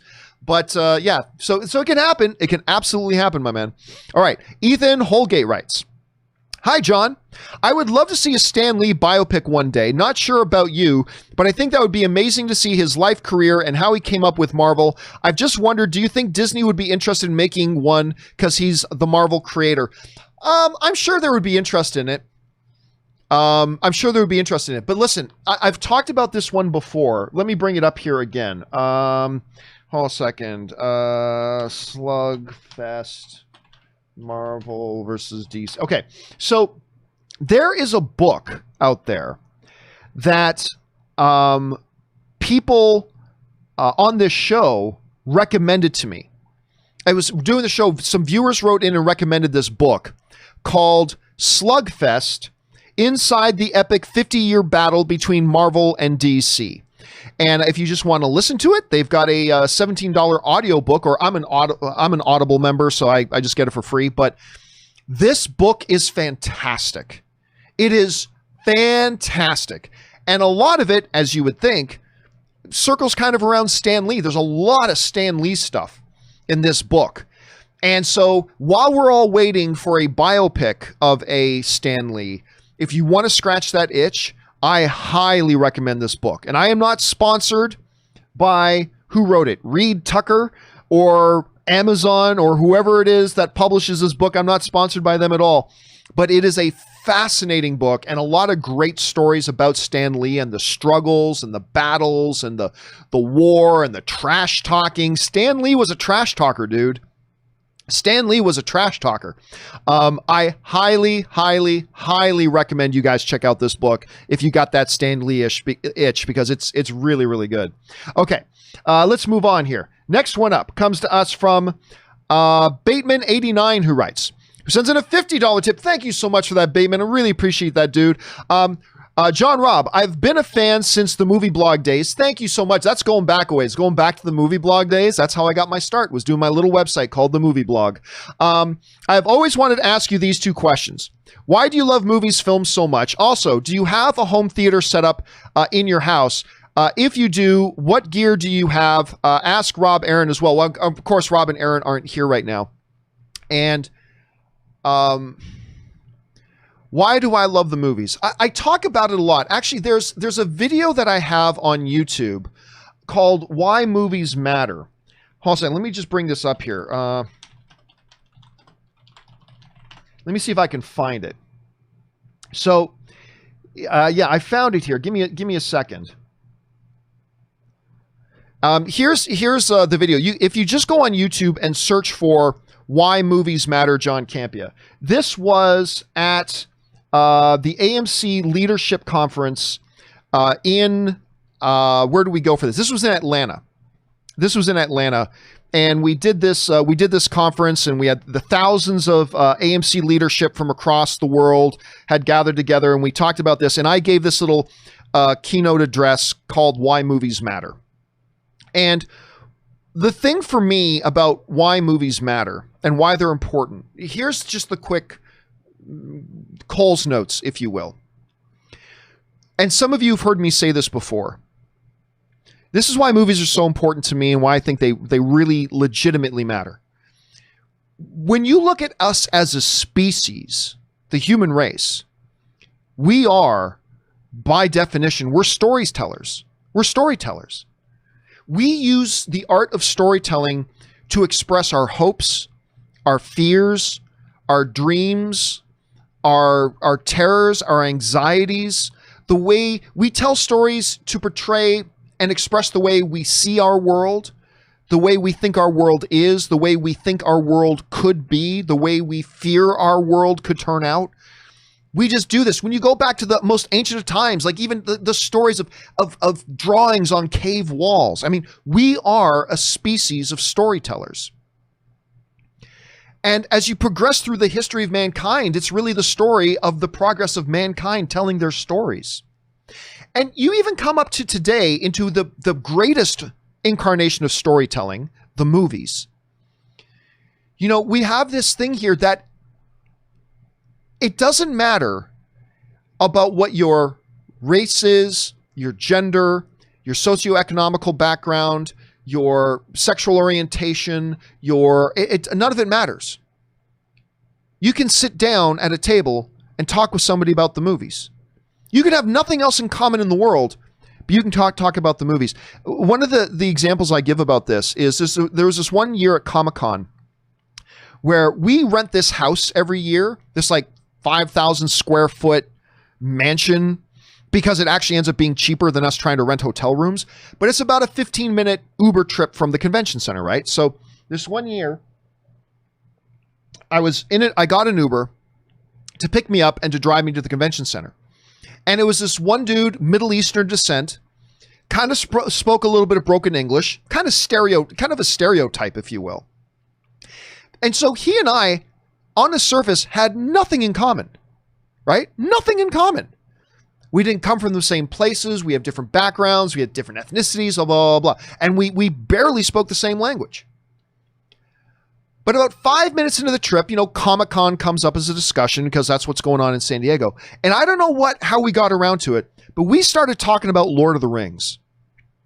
And for the next 10, 12 minutes, he and I just got into this deep dive discussion about Lord of the Rings together. And then when we got he couldn't get me right to the convention center because cars can't get that far. So when we got to this one hotel that was about 2 or 3 blocks from the convention center where I asked him to drop me off, he stopped the car and we just sat in the car and continued talking for another 2 or 3 minutes. We were just talking. Is there anything else in the world you can do that with? Like the art of storytelling connects us. The art of storytelling and our hopes and fears and dreams and terrors and nightmares and aspirations, these are all things that connect us as human beings. And when you can sit down with somebody from every conceivable way is from a different walk of life than you, and you can just instantly dive in and connect on that level over something, there's something special there. And, you know, and movies have become incredibly influential things for individuals and people and cultures and whatever. And you look at the influence that like movies like The Godfather even had over multiple cultures across the world. I remember hearing this one story that Saddam Hussein, you know, who was the dictator of Iraq. I mean, his favorite thing in the world was The Godfather, an American-made movie. I mean, it just highlights again that regardless of where we are, the stories we tell and the human condition that we have and aspire to is communicated through these stories. These are things that all of us as human beings can connect on. And that's why I think movies matter. And that's why movies are important to me. And that's why I think movies have a place in a world. And movies are more than just a distraction. I mean, they're great as a distraction from the real world. Yes, they are, but they're more than that. And that's why I think storytelling is important. That's why I think storytelling is important. So anyway, thank you for sending that in, Bateman. I really, really appreciate it. And we're going to take this answer that I did and we're going to clip it out. We're going to make it its own standalone video on the channel. Give us a couple of weeks to get around to doing that. But so thank you again for writing that. It is a topic that is near and dear to my heart.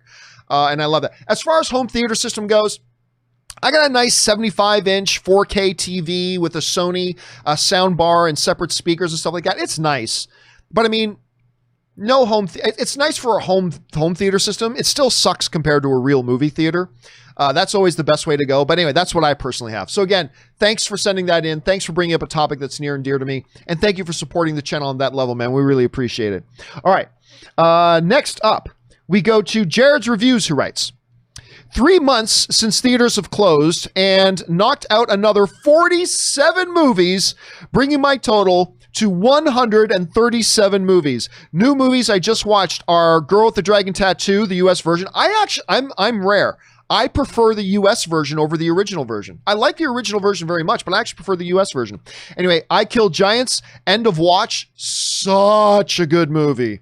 Jake Gyllenhaal, Michael Pena, fabulous movie. End of Watch. Lawless, another really good one. Lovebirds, wasn't so big on that. Life of Pi, Independence Day, Road to Perdition, First Man, Ali, that's a good one to get caught up on. King's Speech, one of my favorite films of the past 15 years.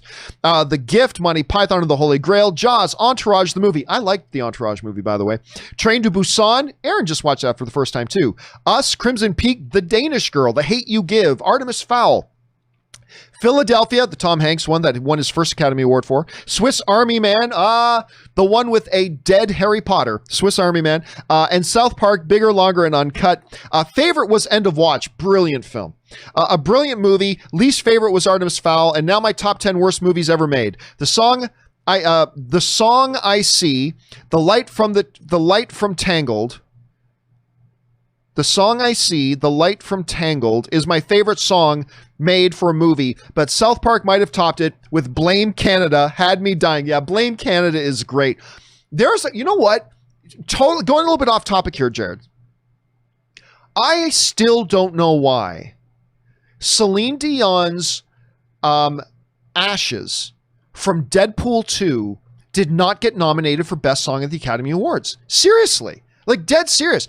I remember when I first heard that song, I'm like, oh, this song is going to be nominated at the Oscars. Yeah, it's Deadpool 2, but it's going to be nominated because it is incredible, especially the way it ties in. If you have not seen the music video, look up on YouTube, Ashes, Celine Dion, Deadpool, and it'll be the first thing that comes up. It should have been nominated. I thought it should have won for Best Song at the Oscars. It didn't even get nominated, and I have no idea why it didn't. But yeah, Blame Canada is a tremendous moment, man. All right, Mr. TJ Lynn writes, 1 of 2.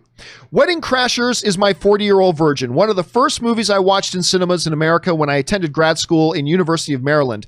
They don't show raunchy stuff in theaters in my country uncensored. I just recently rewatched it, and funny thing is, I'm kind of rooting for the Bradley Cooper character, who is a jerk in that movie because I didn't know him and his character's jerk. But now that he's my favorite actor, I kind of wanted him to get the happy ending. I know it's just one of those funny things where it was later that a lot of people realized that was Bradley Cooper back in Wedding Crashers. Now, I was already familiar with Bradley Cooper because of Alias. I loved Alias. But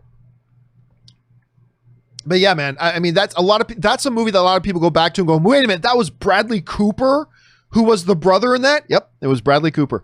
Not the brother, or was he the brother? Yeah, I think it was the brother. No, he was the, I'm forgetting the character's name again. I'm freezing on the name, but yeah, that was him. All right, Silly Goose writes, here's my Star Wars ranking. Number 1, Rogue One. Number 2, Revenge of the Sith. Number 3, Return of the Jedi. Number 4, Attack of the Clones. Number 5, The Phantom Menace. Number 6, The Empire Strikes Back. Number 7, Solo. Number 8, A New Hope. Number 9, The Last Jedi. Number 10, The Force Awakens. Number 11, The Rise of Skywalker. Very, very different from how my list would look, but that's the beautiful thing about movies, but particularly Star Wars. All Star Wars fans have their own order of lists. Like for me still, it's the original trilogy is up here, and then everything else is down here. And then the prequels are all the way down on the floor. But I mean, like for me, it's Jedi, Empire, New Hope. And then there's a big drop. And then you get the Force Awakens, which I totally love. Then Rogue One, which I really, really enjoy. Anyway, then it goes on from there. So your list looks different from mine, but that's one of the great things about being movie fans and even specifically Star Wars fans, that all of our lists look different. Thanks for sharing yours, Silly Goose. All right, Frank writes, hey, John, do you remember the great time when we got a Star Wars movie every year? Damn, I miss these days. Will they ever come back, and when? I think they will. Listen, one of the worst examples, Bob Iger is the greatest movie executive maybe ever. But everybody's got a bad day at the office. I think the biggest blundering thing that Bob Iger ever said was when they looked at the results of Solo and said, oh, the problem must have been that we made too many movies. That was the problem. We shouldn't have one movie a year. It's like, no, Bob. Nobody asked for a Solo movie without Harrison Ford. We said that from the moment they announced the movie. That we just had Harrison Ford on screen as Han Solo. Nobody is going to be interested and nobody is asking for a Han Solo movie without Harrison Ford. If it had been 30 years since we saw Harrison Ford on screen as Han Solo, maybe. But I said from day one, nobody's asking for, people don't want to go to see, and I like Solo. I like it. I think it's a really fun space adventure movie. I thought Ron Howard did a terrific job with it. I really do. But nobody asked for that movie. And so Bob Iger then going, the problem was that we had too many movies out. That wasn't the problem, Bob. That wasn't the problem. The fact that you were then able to put out other Star Wars movies and they made $1 billion or more, that kind of proves it. Yeah, I would like to see them get back to one a year. I would like to see them get back to 1 year. I don't know if that'll happen. Maybe under Bob Chapek, now that he's the new CEO of Disney. I mean, Bob Iger's still his boss because Bob Iger is the chairman of the board still. But now that Bob Chapek is CEO, maybe we'll see some changes there. Who knows? Let's cross our fingers. Sam Chen writes, I had long argued that the iPad Pro made all other tablets / laptops seem overpriced. And the new 2020 model I just bought reaffirms my point. It destroys the similarly priced MacBook Air in performance and is, in my opinion, the future of mobile computing. I'll tell you what, listen, the iPad Pro 2020 version is basically the exact same thing as the 2018 version. It's got the same RAM, it's got the same processor, it's got the same everything. The one thing is it's got like 1 extra gig of VRAM or something like that, 1 extra gig for video processing, and it's got the LiDAR on it, which I don't care about. So last year I bought an iPad Pro. I have not touched my laptop since. I am attached, my iPad Pro is attached to me at the hip, and I'm an Android guy when it comes to mobile devices. I'm an Android guy. I used to be an iPhone user, but I use an Android phone now. And I vastly prefer Android. But I'll tell you what, once I tried, and I've got a couple of Android tablets, once I got my hands on and played around with an iPad Pro, I'm like, I gotta have this. That thing is stupidly powerful. Like I'm editing full 4K, multiple streams, video on an iPad, and it's rendering almost as fast as my 8-core 32, like i9, 32 gig of RAM, SSD, NVIDIA 2080 video card, blah, blah. It's rendering out stuff almost as fast as my main desktop PC workhorse. It's crazy. Like, I honestly, I cannot recommend an iPad enough. It's a little expensive, but it blows most laptops that are similarly priced completely out of the water. Now, I'm sure if I bought a $3,000 MacBook Pro or a $3,000 souped up Dell, I'm sure maybe that'll outperform my iPad Pro, but I'm going to be spending 3 times as much for it. And I don't get the convenience of it just being a tablet. I am telling you, man, these iPad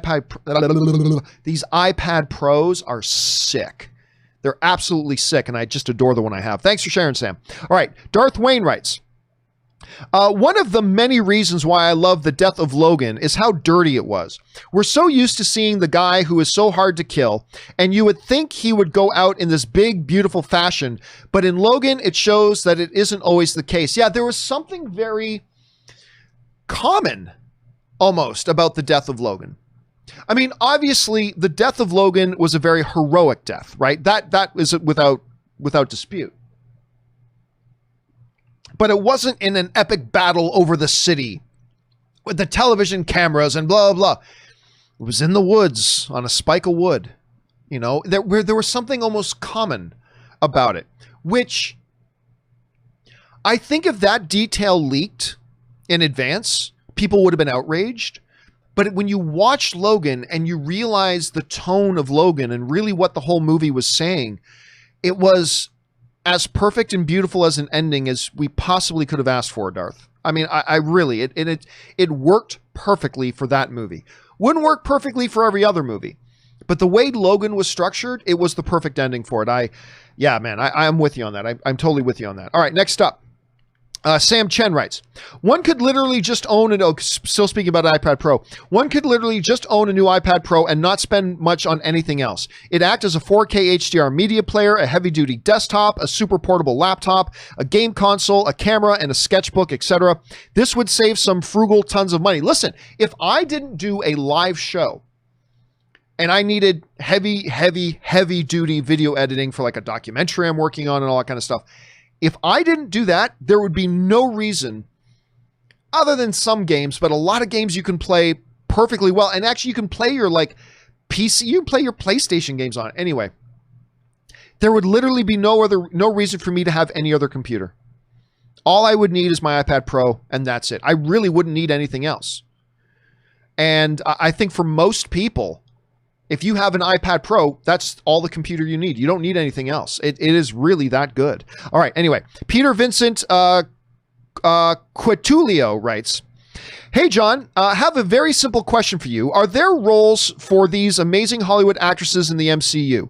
Meryl Streep, Kate Winslet, and Charlize Theron. If there are, what are these roles? Thanks. Well, I mean, here's the thing, Peter. I don't do X actor in X role things because it's anything. Look, bottom line is this. Any role can be played by any performer if it's a really talented performer, right? Now, you can go to some extreme examples about whether they are, they're a good fit or not. But basically speaking, any older character in the MCU could be played by Meryl Streep because she's like the world's greatest actress. She's the GOAT. She's the greatest of all time. Kate Winslet's one of the greatest actresses alive. She could play any role. Any role that's a woman roughly that age, she could play it.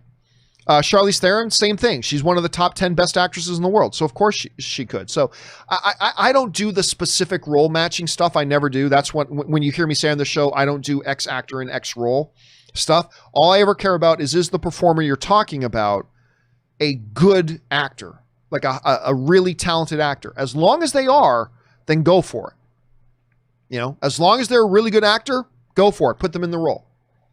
Now, obviously, you don't want Meryl Streep playing a teenage superhero. That's ridiculous. That's why I said you can get into extreme discussions about fit. But generally speaking, and you just mentioned like 3 of the top 10 actresses in the world. Like that's 3 of the top 10 actresses in the world. So yeah, are you kidding me? If you can put Robert Redford and Sir Ben Kingsley and Sir Anthony Hopkins, if you can put these guys in MCU movies, then absolutely. You could get 3 of the best actresses in the world and find spots for them. Absolutely you could. And it would totally work. It would totally work. All right. K. Lewis Bigelow writes, I 95% agree with you on Man of Steel being a masterpiece, but Maggie Mae Fish just put out a video that probably helps explain why most people disagree with us. I also still think we need a direct follow-up to Man of Steel. I don't care what anybody else puts on YouTube. Film's subjective. There are many people who don't like it, and that's perfectly fine. And I didn't make my Man of Steel video to convince people to like it. I made my Man of Steel video. It's called The Case for Man of Steel, the most underrated superhero film of all time. It's up on my YouTube channel. The reason I made that video was just to express, everybody's always hearing me say, I believe Man of Steel is a masterpiece of the comic book genre. I think it's the most underrated comic book film ever made. So I made that video just to express why I feel that way. That's it. Of course, there are half the people who saw Man of Steel didn't like it. So there's a lot of people out there who don't like it. I don't care about other people's YouTube videos saying why I don't care. Because I'm not trying to get into an argument. I'm not trying to match my point against somebody else's point. I was simply expressing this is why I love this film, why it means so much to me, why I think it's the most underrated film, and why I consider it to be a masterpiece of the comic book genre. Not to debate anybody, not to say, here's why you're wrong if you don't like it. So that's just kind of my take on it. But anyway, yeah, listen, it's still a movie, which means it's subjective, which means there are going to be people that don't like it, and there's nothing wrong with that. All right, Kazam writes, non-movie related, but what are your thoughts / favorite song from The Weeknd? Good Canadian kid. He's also had a small role in Uncut Gems. Yeah, I thought he was awful in Uncut Gems. Honestly, I'm a little biased just because of the environment that I saw it in, but his song "Pray for Me" is amazing. from Black Panther. I love that tune. That's my favorite song of his. That's my absolute favorite song of his. All right, an anonymous viewer writes, regarding the Disney Plus Splash... this again? Really? We're going to talk about that again? All right. Regarding the Disney Plus Splash controversy, you say Hulk's ass doesn't count, but are we forgetting the sex scene in the first Iron Man or the strippers on Tony's private jet? It's all still on Disney Plus. Not saying I disagree, but what hypocrites? No, you're first of all, you are misusing the word hypocrite. And strippers on the jet, great. They aren't naked on his jet. They aren't naked on his jet. And you don't see sex happening. You trying to compare that is completely disingenuous. If you don't look, honestly, I'm just being honest. It's a fellow film loving brother. I'm just being frank with you here. That's a real stretch. If you don't understand the difference between actually having a woman's naked ass, a live action actress's naked ass on screen, which I love, but if you don't know the difference between that and those examples, I don't know how to explain it to you. Like, if you don't just clearly on its own see the difference between those things, I don't know how to help you. Now, that doesn't mean, listen, Disney Plus, they have a very specific network that they have specific standards for. That their communication to families is everything on our network is completely safe for your kids. You don't have to worry about anything if it's on our network. That's their message. That doesn't mean you can't have other PG stuff in there, but they decided that nudity was straight up female nudity, live action female nudity was crossing a line for them. So they decided instead of cutting the scene out, which would have got people more upset, they just extended some CGI to cover her ass. And you can still watch it in its regular form anywhere else you go. But again, I just got to say, and I'm not saying you have to agree or disagree, but trying to compare those situations is a very, very weak stretch. That's a very weak stretch. And again, if you don't understand the differences between those situations, that doesn't mean you have to like it. It doesn't mean you have to like it. Not at all. I know a lot of people who don't. But those are not similar situations in the least. All right, Drew H. writes, I was a huge fan of Love, Simon and decided to give Love, Victor a shot. I watched the first episode and then finished the whole series. If you love the movie, you're going to love the series. Lots of heart and actually improves upon what the movie did. I've heard different things, Drew. I've heard that Love, Victor is actually pretty good, but not as good as Love, Simon. I was really pleasantly surprised by Love, Simon. That is just a really good, charming little film with a lot of heart. Much better of a film than I thought it was going to be. And so I'm curious about Love, Victor. What I've been hearing is that Love, Victor's good. It's just not as good as Love, Simon. And that's fine. It doesn't have to be as good as Love, Simon. But you felt it improves upon it. Just another recommendation for us to keep in mind. All right. Diamond Dog's Puppy writes, good day, John. Good day. Overlooked film of the day is 2008 Zack and Miri Make a Porno. I like Zack and Miri Make a Porno. Great small roles for Brandon Routh and Justin Long as this bickering gay couple, which is absolutely hilarious in it. It's not one of the best comedies, but I actually really do like that movie. Zack and Miri Make a Porno, hilarious, sweet, and great chemistry between the cast. One of my favorite Kevin Smith films. Elizabeth Banks was also flaming hot. Diamond Dog over and out. Oh yeah, I had a bit of a crush on Elizabeth Banks ever since 40-Year-Old Virgin, like for sure. But yeah, I agree with you. I think Zack and Miri Make a Porno is a charming little comedy, and it's fun and funny. Not an all-time great or anything like that. Not one you're going to go back and watch every single year. But I endorse Diamond Dog's recommendation. You haven't seen Zack and Miri Make a Porno, and you're just looking for something fun and light to watch one night? Check it out. I think you're going to enjoy it. All right, thanks for that recommendation. Tom Woodward writes, since I finished Love, Victor, I can say that I overall liked it, but it felt more like a CW show when Love, Simon felt like a John Hughes movie. That's an interesting analogy. If Erin is still here, let her know that she is the best. Love her on this show. She classes up the place. Yes, she does. It's really cool. Having somebody, one of the many reasons I like having Rob on the show is because, he's actually worked he's been on set of Lord of the Rings. He's worked in this. He's directed television programs. He's a producer of major motion pictures. He's in that business. It's one of the reasons why I like having Erin. She's actually a working actress in Hollywood. Like, she's got a movie she's doing with Will Smith. And she's been in all these shows that we watch and all this kind of stuff. And I just like being able to get those different people's perspectives And and she just brings that to the place. You're absolutely right, Tommy. She classes up the joint. And I like your analogy. I haven't seen Love, Victor yet myself, so I don't know how accurate your analogy is. But I like that. One felt like a CW show. One felt like a John Hughes movie. Interesting analogy. I'll keep my eye open for that. All right, McDavid Deserves Better writes, Vegas is all but confirmed as one of the 2 NHL playoff host cities. Edmonton, Vancouver, and Toronto are the remaining frontrunners. Edmonton has the most high-tech facility and the safest COVID bubble. Vancouver is a very close second, and Toronto is preferred by the players. Who should host? Oh, I mean, I'm a Toronto guy, so I think Toronto. But that being said, from a logistic point of view, probably Vancouver, because like if Vegas is one of those places, I think the closest place to travel to then is Vancouver. Just hop in a plane, fly straight north. I think Edmonton would be a little further away, and Toronto is on completely the opposite coast. So my vote would be Toronto because I'm biased, but from a logistical point of view, I think Vancouver makes the most sense. So I don't know. It's a good question. I'm just excited about hockey, getting back to watching some hockey again. You know, I was a little bit worried that watching hockey or any pro sports without the crowd, without the audience, without the fans would be too weird. But then the UFC came back. And you know what? I mean, I prefer it with the crowd, but it's perfectly fine. I don't even notice that the crowd's not there anymore. And so I think we'll probably get adjusted to watching some sports without a crowd for a while too. So I'm just looking forward to hockey coming back, dude.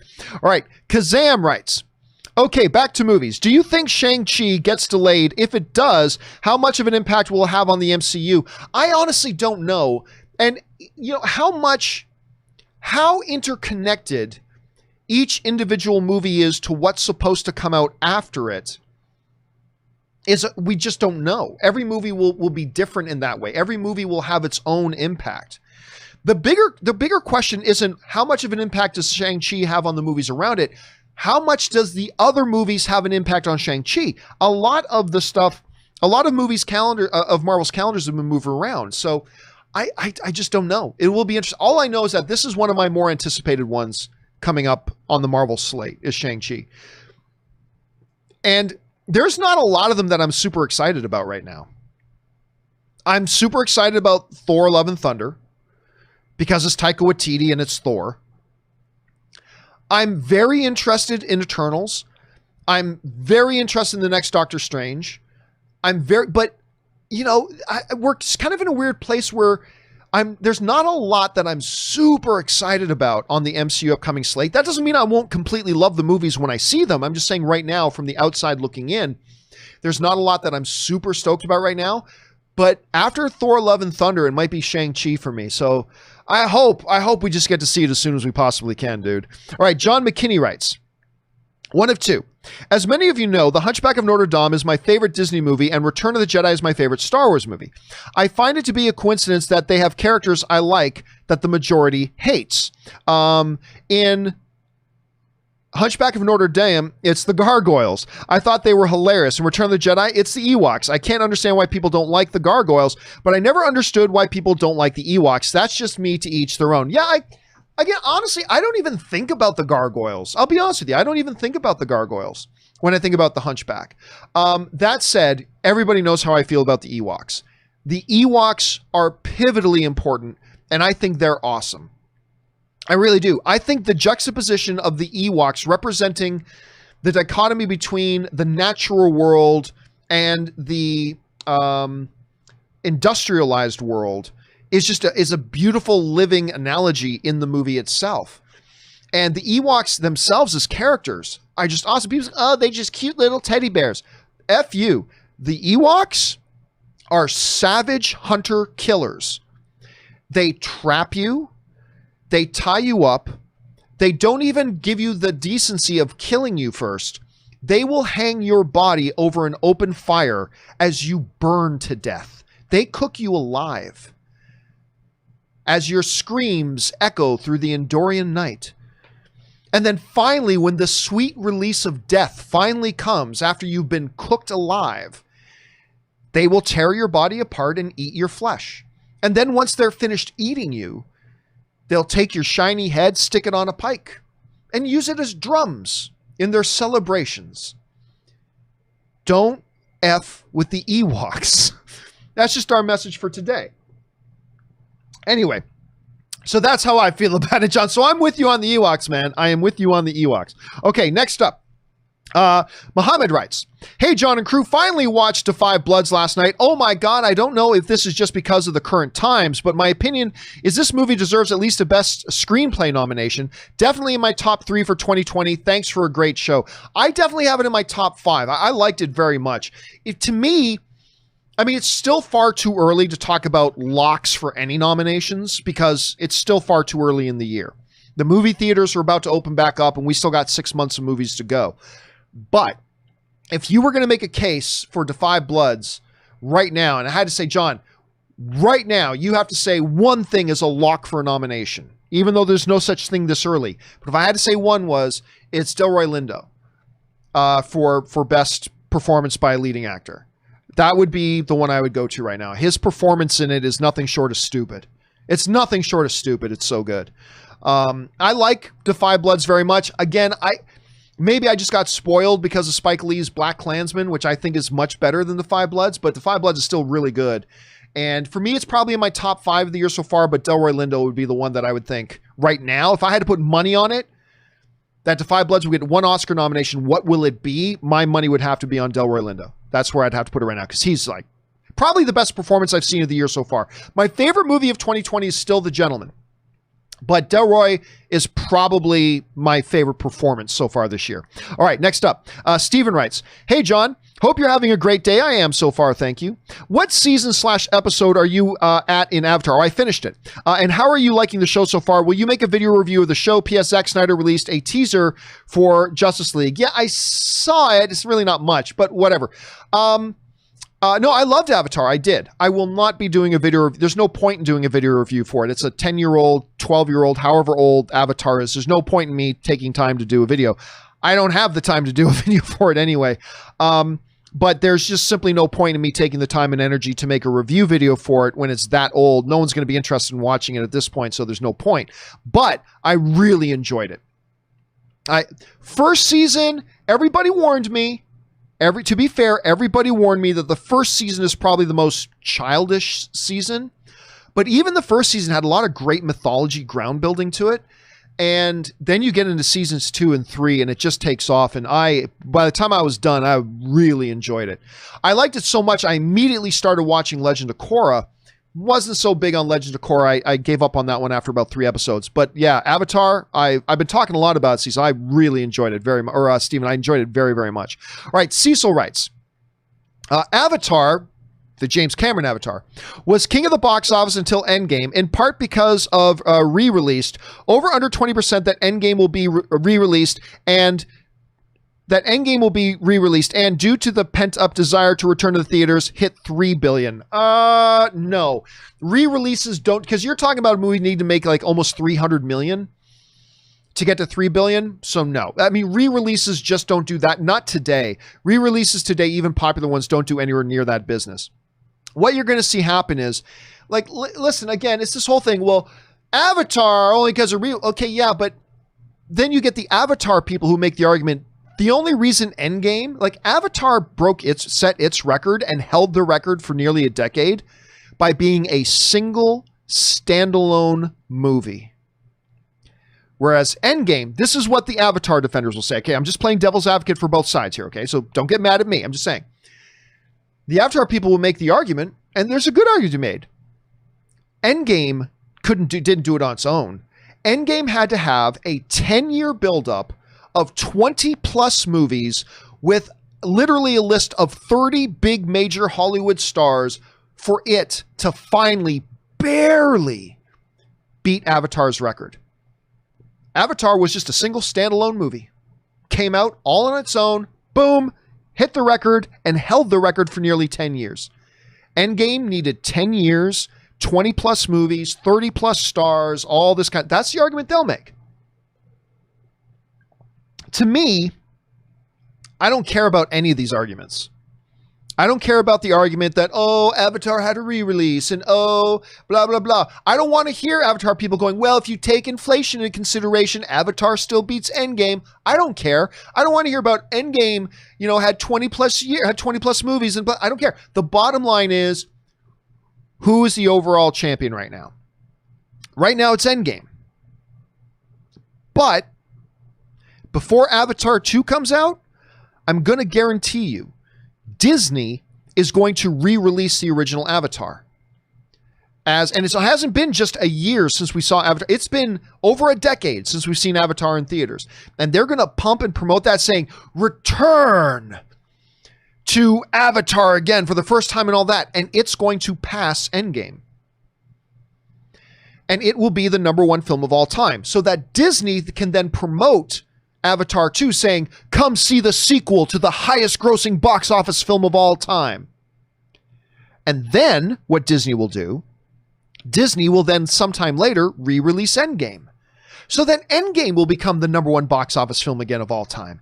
It's all Disney. It's all Disney. So Disney's going to play this little game of leapfrog to meet their marketing desires. We want to market Avatar 2. Well, let's make sure Avatar, because Avatar is only this far behind Endgame.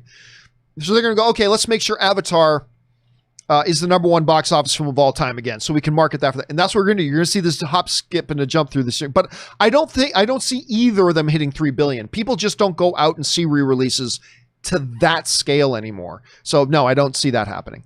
It's not impossible. Certainly not impossible, but I just don't see, personally, I don't see it happening, but we'll see. All right, Simon Blakemore writes, hey, John and Aaron, I hope you all are doing well. I know this is not movie belated, you probably meant related, but I thought you like to know this news. Damn, Vera Lynn, the Force's sweetheart, who's saying we'll meet, died today at 103. Yeah, I did see that. I saw that in my news feeds a little bit earlier, and that was very sad to see. But I mean, it's, Rob talks about this sometimes when you're talking about people who pass away at like 85 or who pass away at 90 or who pass away at 100. It's hard to be too terribly sad, as much as it is a wonder of a life well lived, But anyway, thank you for bringing that up, man. That's a good one to bring up. Thanks for sharing that. All right, next up, Gray Shot 117 writes, hey, John, you can stream on Twitch and YouTube at the same time, so long as you're not a Twitch partner or sub. If something happens with YouTube, then you have a safety net. Plus, thank you for the great content over 3 weeks while I recovered from COVID. Dude, that's so good to hear that you recovered. That is awesome. And here's hoping you were able to quarantine and not spread it to anybody else. So good on you. And thank you for letting us be there as you went through your healing process. Yeah, listen, I honestly, I have my eyes open for a bunch of different things. YouTube is, first of all, everybody complains about YouTube. Let's start by saying YouTube is great in many, many, many ways. It's this free platform where I can stream and host all these videos for free, and it gives me a wonderful community. And listen, everybody bags on YouTube. Let's start by recognizing how great YouTube is. YouTube is pretty awesome. That said, it also presents some certain challenges for people like me. And I have been, for almost a year now, been considering and trying to think about what would an alternative be for the John Campea Show if I didn't want to be on YouTube, because it's just fraught with problems and dangers and all this kind of stuff. And I've gone everything from maybe I switch over to Twitch, but Twitch has some limitations. It's great if you're a gamer, but it has some limitations for the type of content that I do. Then I thought about, well, maybe like a Vimeo. Well, that has some real problems as well, and limitations. Hell, I won't lie to you. I even considered being VOD. Like, we have a tremendously great Patreon community that support this show and support this channel. And like, I even thought about, and some people suggested to me, maybe just making the John Campea Show Patreon only. Like, maybe put up a couple of clips from The Daily Show on YouTube, but doing the full show exclusively for Patreon supporters. And, saying like for like $5 a month, you get 2 hours a day. You get 10 hours of content a week for the John Campea Show. It'd mean a lot less viewers, but hell, if I had like 10,000 people subscribe, because like anywhere between 20 and 40,000, sometimes 50,000 people watch an episode of the John Campea Show. If we just had like 6,000 people signed up, it would pay for all the bills. It would pay my salary. It would pay the salary of my staff. It would pay for all the gear. It would pay for all of our services. It would pay for everything. And all we need is 6,000 subscribers. We wouldn't need to have 50,000 viewers a day or anything like that. Again, I'm not saying I've come to any conclusion. I certainly haven't. I'm just saying that it's been a topic of discussion and consideration for me and the people that work with me for a while. And yeah, I just keep my eyes open. We'll see what happens. Anyway, thanks for sharing your thoughts on that, Gray Shot. I appreciate it. Okay, next up, my Tam Morph writes, an awesome movie with Kristen Stewart is Speak. She really shows her skill to roll without much speaking. I'm not familiar with Speak. Hold a second. I thought I was familiar with most of her movies. Oh, it's one of her older ones. We're going all the way back to 2004. After a blurred trauma over the summer, Melinda enters high school a selective mute, struggling with school, friends, and family. She tells the dark tale of her experiences and why she has chosen not to speak. Okay, that sounds awesome. Oh, Elizabeth Perkins is also in it. I like Elizabeth Perkins. That sounds awesome. I have never even heard of this one before. Sign me up. Thank you for recommending that one, Mitamorph. I appreciate that. I might have to check that one out. All right, Jedi Koth writes, I remember The Sixth Sense also had a gain in weekend box office in its 5th and 6th weekends per Box Office Mojo due to the great word of mouth. Also, phenomena at the time. Was it just because of that, or did it have a theater increase? Or I have to go. That's interesting trivia right there, Jedi Koth. That's a really interesting fact. I'm going to have to go and check that out, because if it is, that's a terrific. Give me a second. Let me try that again. That is a terrific piece of movie trivia. I got to go and check that out. I'd be curious to know if that was like, if it was in a smaller release for the first few weeks and then had a wider release. I don't know. But if that's just, it went back up. That's interesting. That's really, listen, there have been a number of movies in history that once they get into week 6, like, oh, there's a big surge and week 7 had more than week 6. There's been a lot of movies that something like that has happened. But what is tremendously rare is a second weekend makes more than the first week. Because the first weekend is when you make all the money, right? So that's super rare. I think there have been other. So I don't know if you're saying that the 6th weekend was bigger than the 5th, or if you're saying that the 6th weekend was bigger than its opening weekend, because that would be a super rare thing. But I got to go look into that. Thanks for bringing that to my attention. All right, K Major writes, hey, John, I did some digging. The reason Ashes wasn't nominated, here we go. Thank you for doing some digging, K Major. It was ineligible for a nomination for the award for Best Song because it was originally written with another film in mind. The same thing happened to Come What May from Moulin Rouge. Interesting. John, this is the best. 2-2. Come What May was originally written for Leonardo DiCaprio's Romeo and Juliet. I didn't know that, because that is a great song. Come what may, I will love you. I love Moulin Rouge. For those of you who don't know, I freaking love that movie. I didn't know that about that, but that's interesting. I was left wondering if maybe Ashes was ineligible, because it's such a good song and ties in so perfectly with the movie. I couldn't understand why. So that actually makes a lot of sense, Jaron. Thank you for sharing that. I appreciate that, man. Or K Major, I appreciate that. All right. Jaron Morris writes, John, this is the best. So they're trying to set up a fight with Darren Till and Mike Perry. I think hasn't that fight already been signed? I think that fight already is signed. And Mike Perry, they've been going at it lately, and Darren Till won the trash talk. He made a website called Mike Perry is a Bum. He paid a web designer to promote it. Please check it out. Oh, I know. He did more than that. Darren Till actually created a bunch of fake Instagram accounts to troll Mike Perry stuff, and it's all Mike Perry is a Bum stuff. Oh, yeah. He's going the extra mile to try to promote this fight. I don't think Mike Perry is actually very good. And Darren Till is. I think Darren Till's going to beat him up pretty good, but we'll see. We'll see. Mike Perry's got a lot of power. Okay, and the final question of the day comes to us from Dritz, who writes, I love Star Wars, but I think one Star Wars movie every 2 to 3 years is enough. I mean, we went decades without new ones. I still think franchise fatigue can get real. I rather want a movie to take their time with good new ideas than just a mass of new stories. Okay, yeah, but then how do you, then why can we have 4 MCU movies in 1 year? Why can you watch 10 episodes of Breaking Bad in 1 year? Like, see, I've never bought into that. To me, that is a cool thing to say that a lot of people say, oh, you don't want to get fatigue with it. Okay, but justify that statement. How can you get fatigue over 2 hours of something a year, but you'll watch 12 hours of something else in 1 year? You don't get fatigue. People didn't get fatigue with, I don't know, The Wire. People didn't get fatigue with this show or that show or whatever. They watched like 15 hours of it every single year.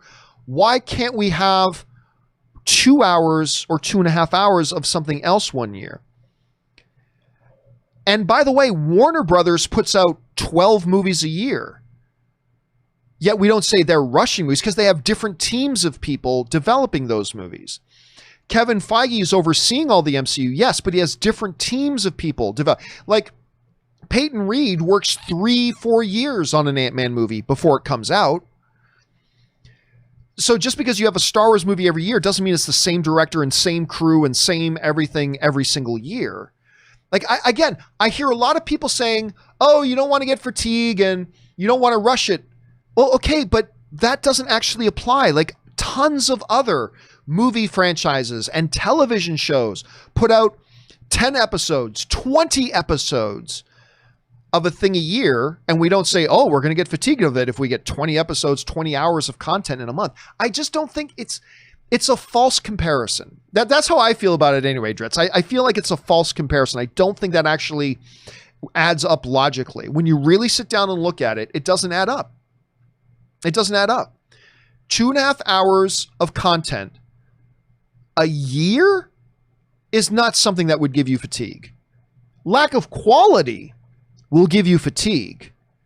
Like people have been saying forever, oh, comic book movie, they've been saying for 10 years, comic book movie fatigue is about to set in. Nope. As long as the movies are good and people are enjoying them, they're not going to get fatigued of it. If it's good content and if they enjoy it. You can do 3 movies a year. You can do 5 movies a year. Hell, when Sony, Fox, DC, and Marvel were all putting out comic book movies, you have 7, 8 comic book movies a year. The vast majority of them were at least good. Some of them stunk, but most of them were at least good and some of them were tremendous. And so there was no comic book movie fatigue. The question isn't that you got to space them out every 2 to 3 years. It's just you just got to make sure the content's good. And I think if you do that, then I think you cross the finish line, Dritz. I really do. I think you cross the finish line. Anyway, thanks for sharing your thoughts on that. All right, guys, that will do it for today's installment of the John Campea Show. Thank you so much for making this show a part of your day. Don't forget the John Campea Show returns again tomorrow. I hope you will join me for that. Guys, listen, make sure you do the main important things. Please stay smart, stay safe, take care of yourselves, and take care of the people around you. Make sure you go and subscribe to the YouTube channel here. It'll keep you updated on everything we got going on the channel. Also, make sure you go and subscribe to the podcast so the audio-only version is there when you need it. All right, guys, that'll do it for me for now. Thanks a lot for being here. My name is John Campea, and until next time, my friends, bye-bye.